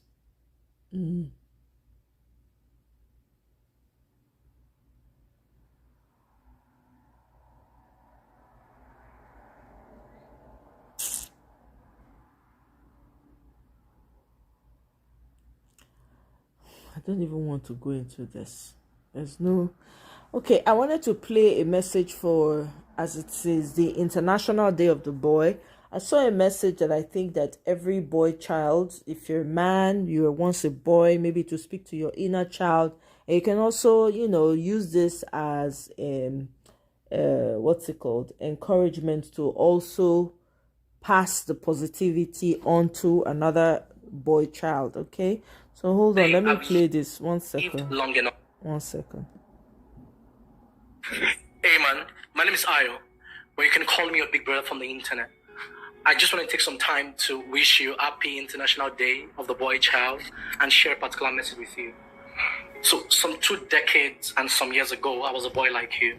No opportunities, no privileges. In fact, I stood the possibility of dropping out of school. Nothing, no hope. I was a small boy with a big head and big dreams.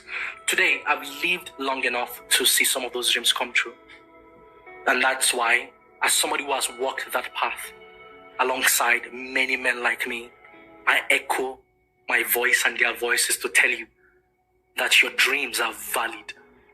Let no one tell you what you can or what you cannot become. For you are the master of your faith and you are the captain of your ship. Don't be deceived. The world is hard. There will be days when your skies would not be blue. There will be days when your grasses will cease to be green. And there will be days when the road will be rocky. It will be rough. But on those days, when you feel incredibly alone, when you feel like you're neglected, when you feel like the burden of the world rests upon your shoulders, you should remember that you're not alone. Remember that your big brother from the internet reminds you that your dreams are valid. Because if you can feel it, you definitely can see it. And the day you see it, there is no stopping you from becoming. future that you cannot picture, you cannot feature in it. If you can see it, there is no stopping you from becoming. I hope you go on to have an amazing life. Happy International Day of the Boy Child Son. That was nice. I thought that was really cool, And yeah, happy International Day of the Boy Child to every boy who's eventually become a man, for every little boy that's growing up. I hope you find good mentors around you. I hope you find good people that you can look up to, not the demonic entities that are running around calling themselves men. I hope you find the right ones, the right circles, the right friends, the right community, I hope you get everything you want in life. All right, let me read more from Patutomi. Okay. In the quest for the common good, it is usual that scoundrels would turn to insults, lies, threats, and ad hominem jibes away from issues. I have cancelled that all in the Big Ten shadow team focus on issues and ignore suggestions of motives, personal frustrations, etc. They haul. Hey, say English now. See, even me, I had to say it in that way too, because it was gingering me to talk like that. More from Pat Utomi. What is certain is that T-Pain will not escape that same fate. He may have been in London when I faced the assassins under Abacha and being the supplier to Chief Enahoro. I don't know what he means by this. Being the supplier, what does it mean? Did he supply Chief Enahoro? Is that what he's trying to say? He may have. Look at it there again, because I want to if anybody understands what he was trying to say here, please help me to clarify in the comment section. He may have been in London when I faced the assassins under Abacha and being the supplier to Chief Enahoro and Nadeco Board of Reports of my position on matters of the struggle, but we all ultimately go the way of the man. Amazing. Amazing. Now, somebody now responded, I used to put Ben Bruce, Donald Duke, and a couple of others in the same league as principled men with Pat Utomi. Today, only Pat Utomi, a few others have survived Tinubu's onslaught. Nigeria is dying because strong men of goodwill like Utomi are in short supply. So people are retweeting, I stand with Pat Utomi. If you find your way or make your way to Twitter, please retweet, I stand with Pat Utomi. Because the man, whether you like it or not, is trying to shake things up. Let's help him to shake it up.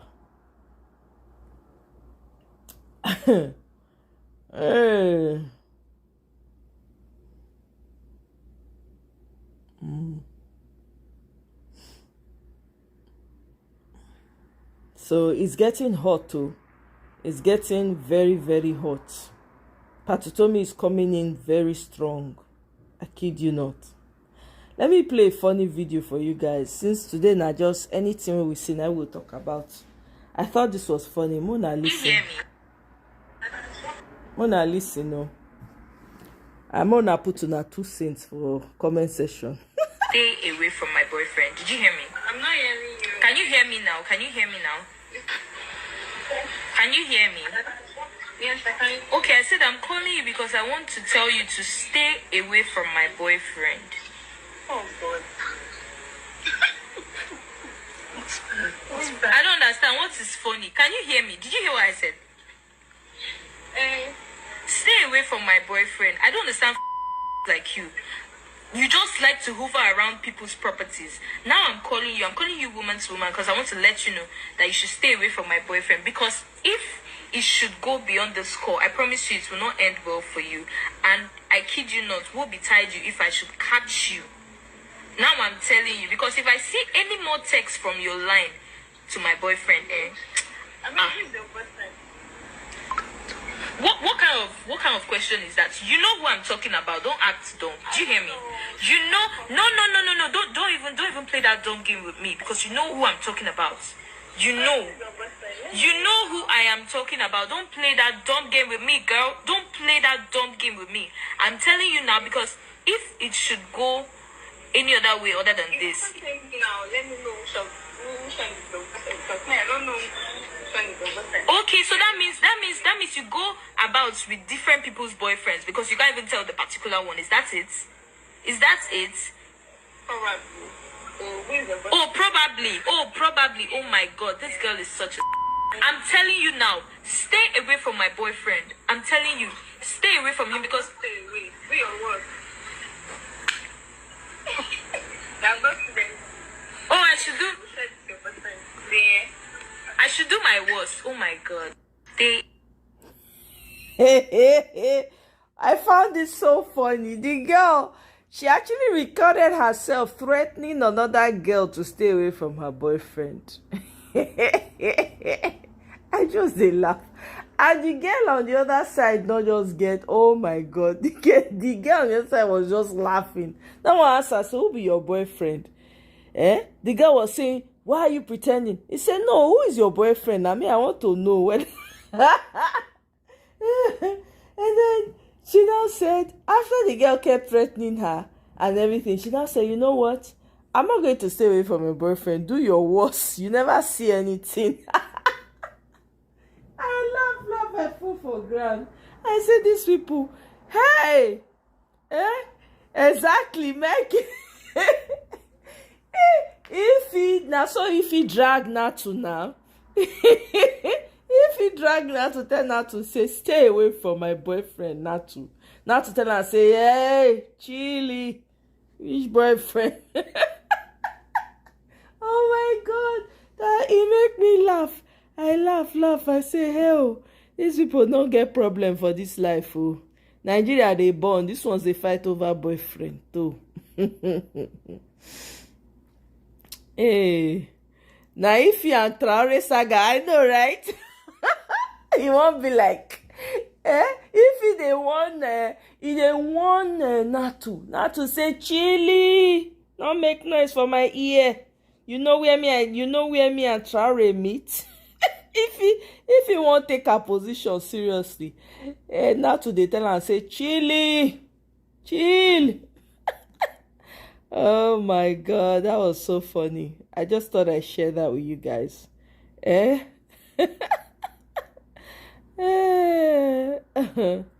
Oh my goodness, this is so funny.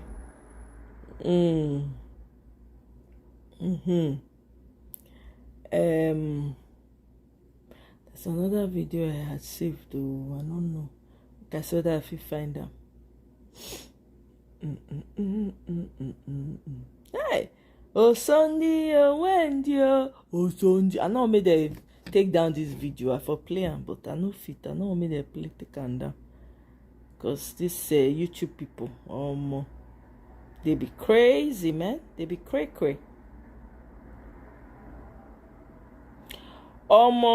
Make I tell now wetin happen. Oh, get one gist when they happen. This particular girl, a Mexican beauty influencer. This is just a small detour. A Mexican beauty influencer, right? They buy her on a live stream in Mexico. The girl na beauty influencer, you know, she get her own salon and all of that, I think, right?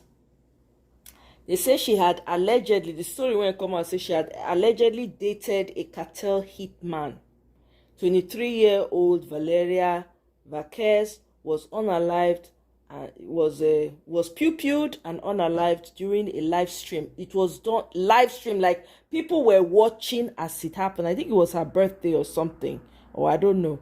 According to local reports, the cartel leader, right, Double R, that's what they call him, got mad that Marquez was getting expensive gifts from her followers.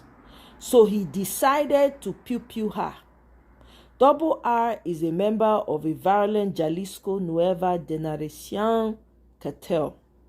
The cartel leader is also accused of pew-pewing a Venezuelan model in 2012 who was found in a sewage canal. Just a couple hours before she was pew-pewed, Marquez said someone had tried delivering her a gift, and she joked that they were trying to pew-pew her. Maybe they were going to pew-pew her or something. That's what she said. Before she passed, she said she was being threatened and said if anything happened to her, her ex-boyfriend was to blame. I have changed. I don't go out anymore. I don't drink out anymore. I have stopped being around thugs. I'm a good girl. Like literally, I don't even want to watch the video. It's attached to it. I can't. It's crazy. Anyway, that's an aside. That one is just a side story.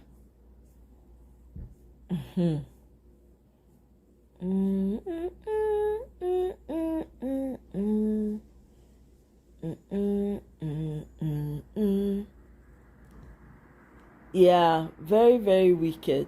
They said apparently somebody said they had a gift for her. She now went up, excited because her followers were gifting her.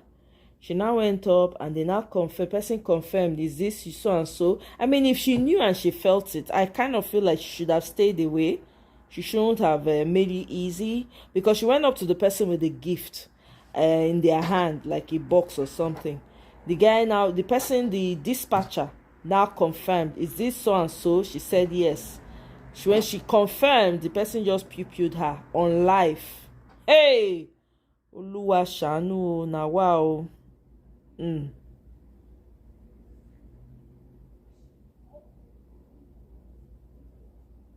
So, more na hear wetin dey happen o.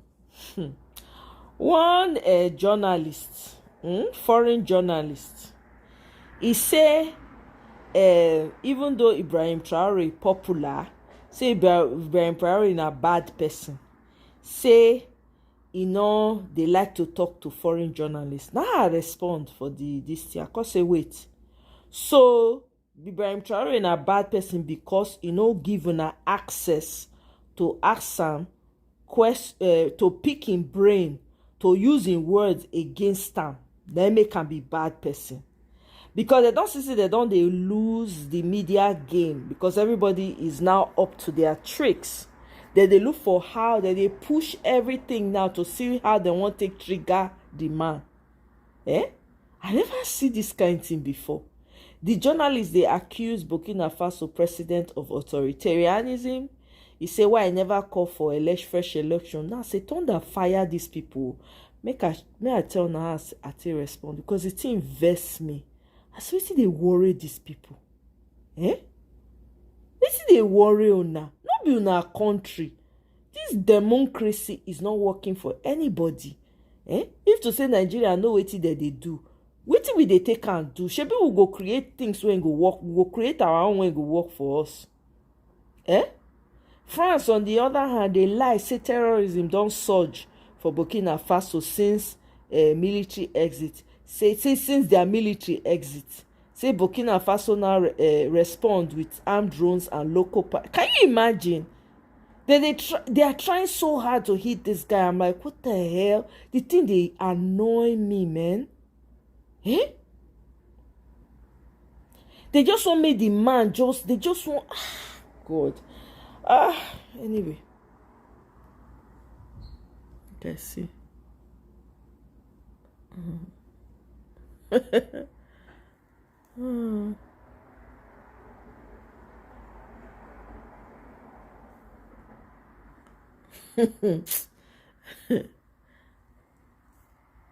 That was more than jealousy. Her ex was mad. Yes, exactly. The mad ex will follow her. The best thing was for her to have relocated, right? Maybe she couldn't. This one in America, they locked down. Beautiful girl, oh, such a beautiful girl. Exactly, Michael. They won't use psychological nonsense, take derail the whole thing. Ha! Now, wow. I say, now what for these people, sha?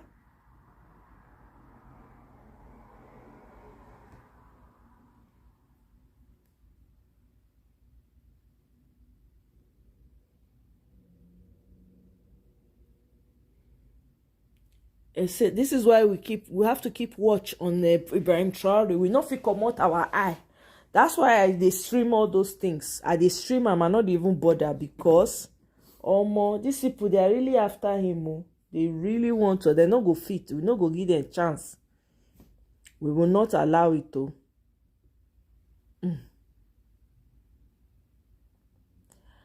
So, guys, that's what it is. That's what's going on. So, basically, I think I've given the updates that I wanted to share today.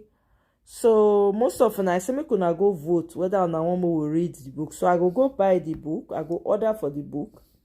I go order for Chidi Odinkalo book. Then I go bring her here so that we go do book review on her. Because I think he's going to have some things in there that we'll need to look at. We'll need to, like, learn or, pick one or two things from.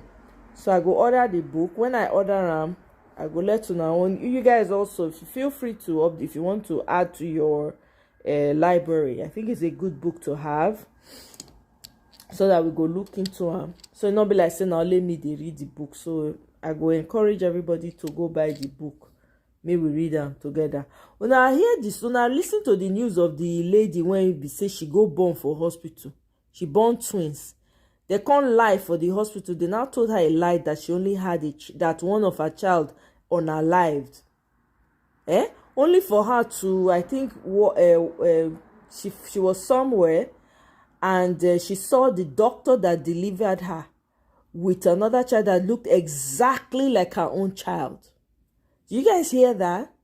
It's wild. Hey, God, I beg you. Yeah, the doctor took one of the child and lied that the other child died. Can you imagine? Exactly, Michael. That's the whole thing. That made me say, even the democracy, when they shout democracy, say they don't practice democracy for the West. For the UK, for instance, not be democracy they get, na parliamentary system. Why they not they put pressure on them? Even America, not be democracy that they practice.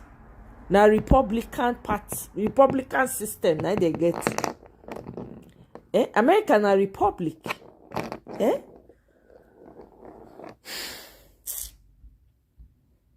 Oh, guys, I know I'm all over the place here, but I just wanted to make sure I wanted to bring some of these things to you guys.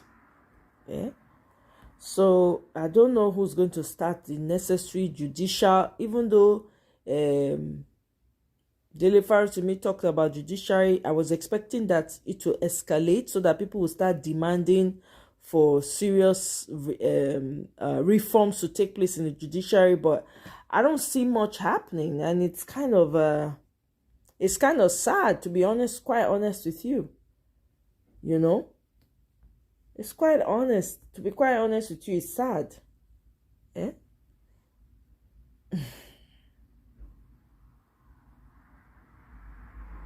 Exactly, oligarchy, bam. Thank you. With some crumbs falling. That's it now. Only very small government. Now that one they believe in. Only people when they get money. Not see what that they do up and down. I bet if you know what to do, more go invest in stocks and crypto. If you know good crypto, more na share too. Because to invest in crypto now, because by the way, I know say that we soon start to the tax the money when you send go back home. I also now know. In fact, there's a video. Make I saw that I go share that video with you now.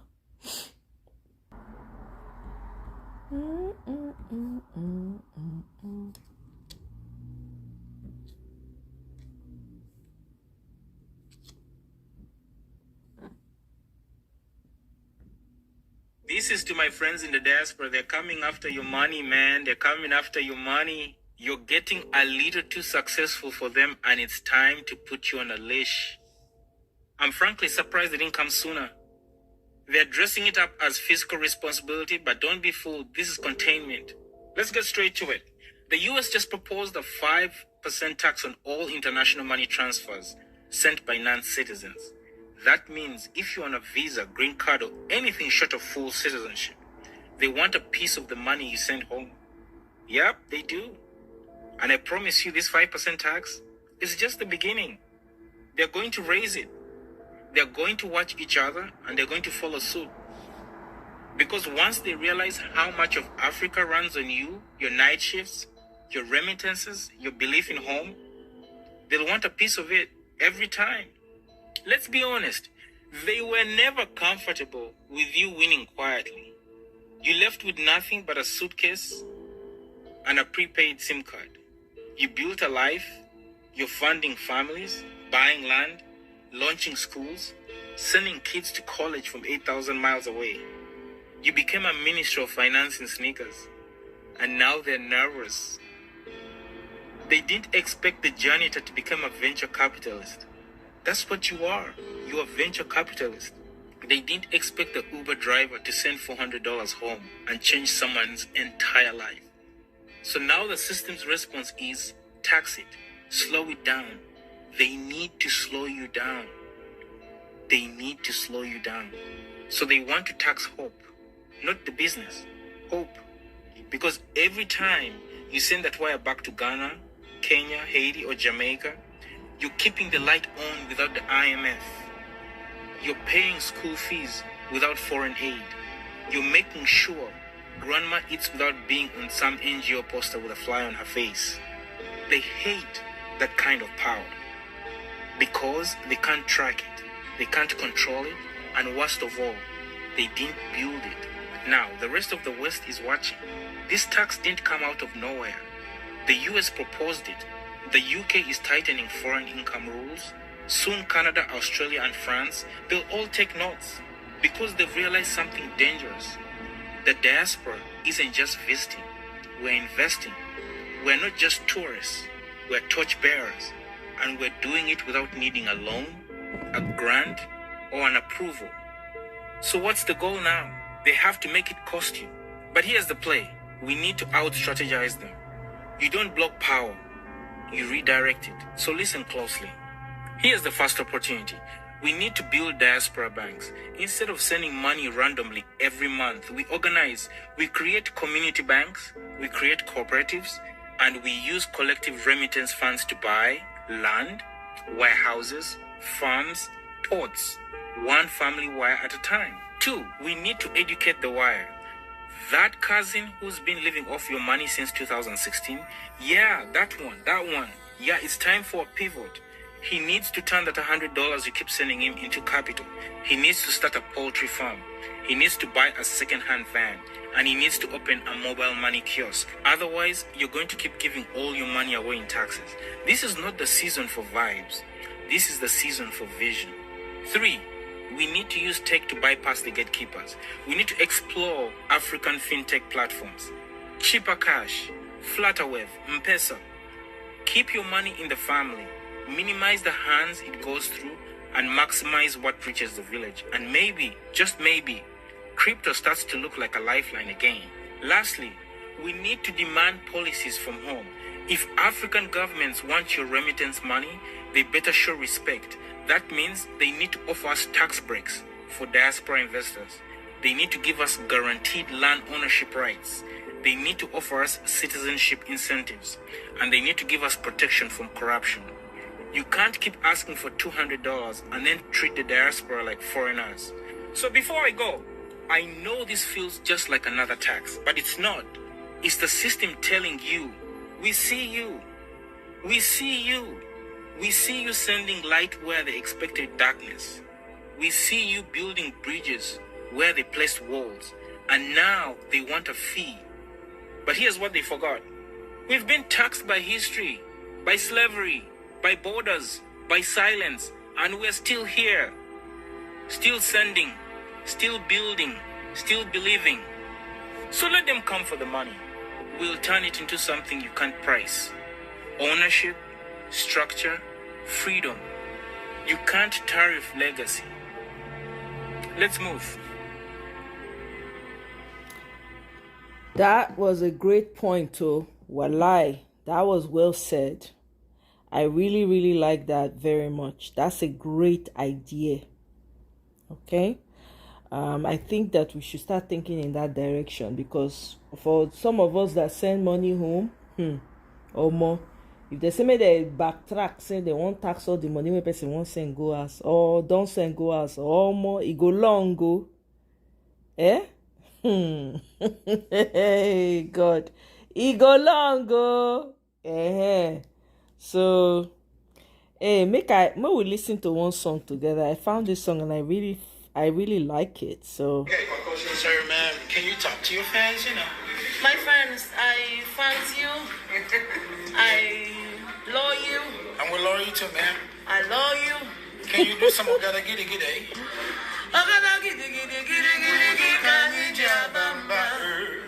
Okay, Jabba, I'm gonna to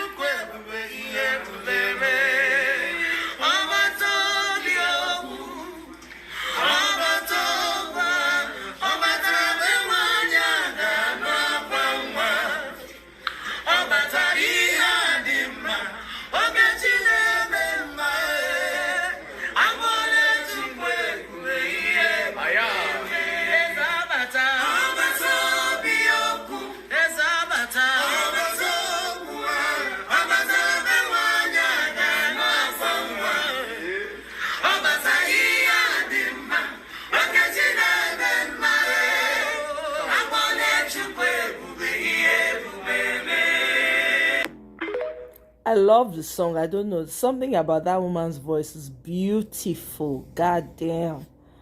And she sings with so much soul. Oh my God. So I thought that would be fun for you guys to hear. Yeah, that's what she said. That's exactly what she said, Michael. My fans, I fans you. I love you. That's what she said. Yeah, but her music is absolutely amazing. Can you talk to that your cousin wey don make Tinubu na im papa be this yo? I know, right? Yeah, now one lady like that oh, hey God, how I wan take find her now? Let me see. I go find her name. I go drop am for you next time, maybe tomorrow when we come on live. Remind me, Michael, that the song na fire. I say wow, see voice so very natural, nothing, nothing. I think she's a new gospel artist that's just coming up in Nigeria. Maybe she's been singing for a while. Maybe people are just discovering her. I just found her, I was like, oh my God, this man has a great voice. Let me see if I can find, let me see. Where did I find this? Okay, hold on. Mike, I might see whether I will find out for you.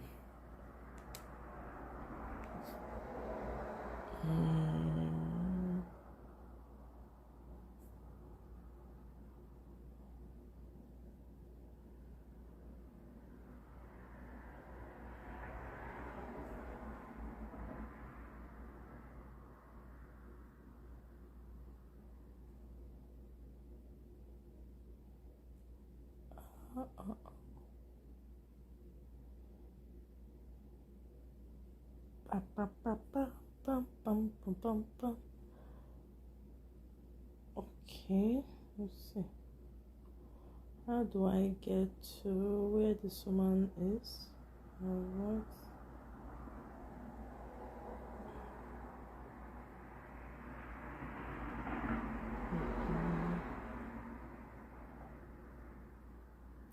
You know what I go do?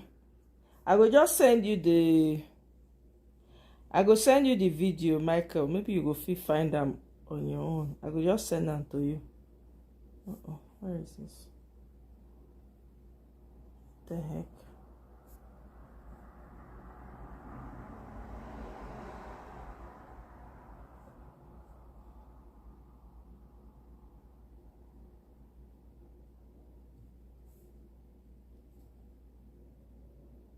Okay, I don't send that to you.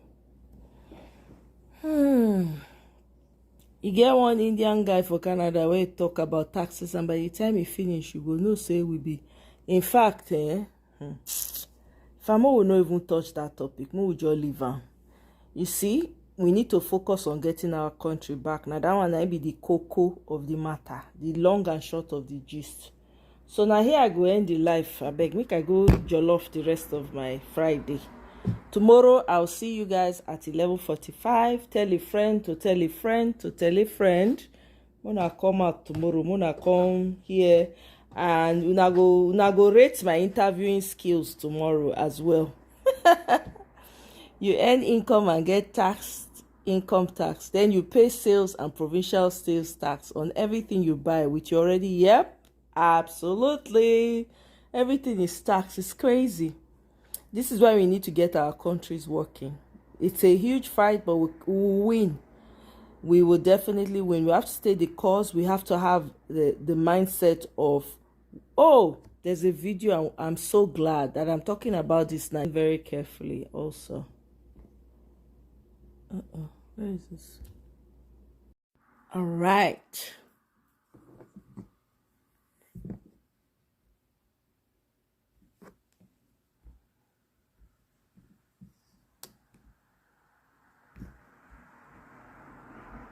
It's too late. It's too late. It's over, folks. The oligarchs have already won. What did they win? A game they made up where they wrote the rules? Power that requires active obedience in order to exist? Money that has value because we agree to keep pretending that the money has value? A game that they keep insisting is the only realistic way to organize society? Yes, I'm afraid the only realistic outcome here is the one where I live in a castle on the hill and you live in a rented shoebox where you will eat poison and slowly develop colon cancer. Bad luck for you, eh? Our society is whatever we collectively agree that it is, which also means whatever we allow it to be. So this attitude, all hope is lost, the empire has already won, that is exactly how the battle is lost. If people do not believe that change can happen, then people will not effect change and change will not happen. Essentially, the more people saying that all hope is lost, the more true it is. But this is a game. The rules can be rewritten at any time. All we need is enough people to look at the world and think, we can do better than this. To look at the resources we have, at the infrastructure we have, the technology we have, the information we have, and think, we can do better than this. Once you get that understanding to take root in enough minds, change is not only possible, it's inevitable. Did you guys hear that? That is the state of mind that we all need to be in, especially in this fight for Nigeria. You have to be very careful we have to be very careful with our words. I know it can be overwhelming, it can be exhausting. Sometimes it feels like there's no light at the end of the tunnel. Sometimes it's infuriating, the back-to-back inundating bad news, left, right, center. We have to be because without hope, everything is lost.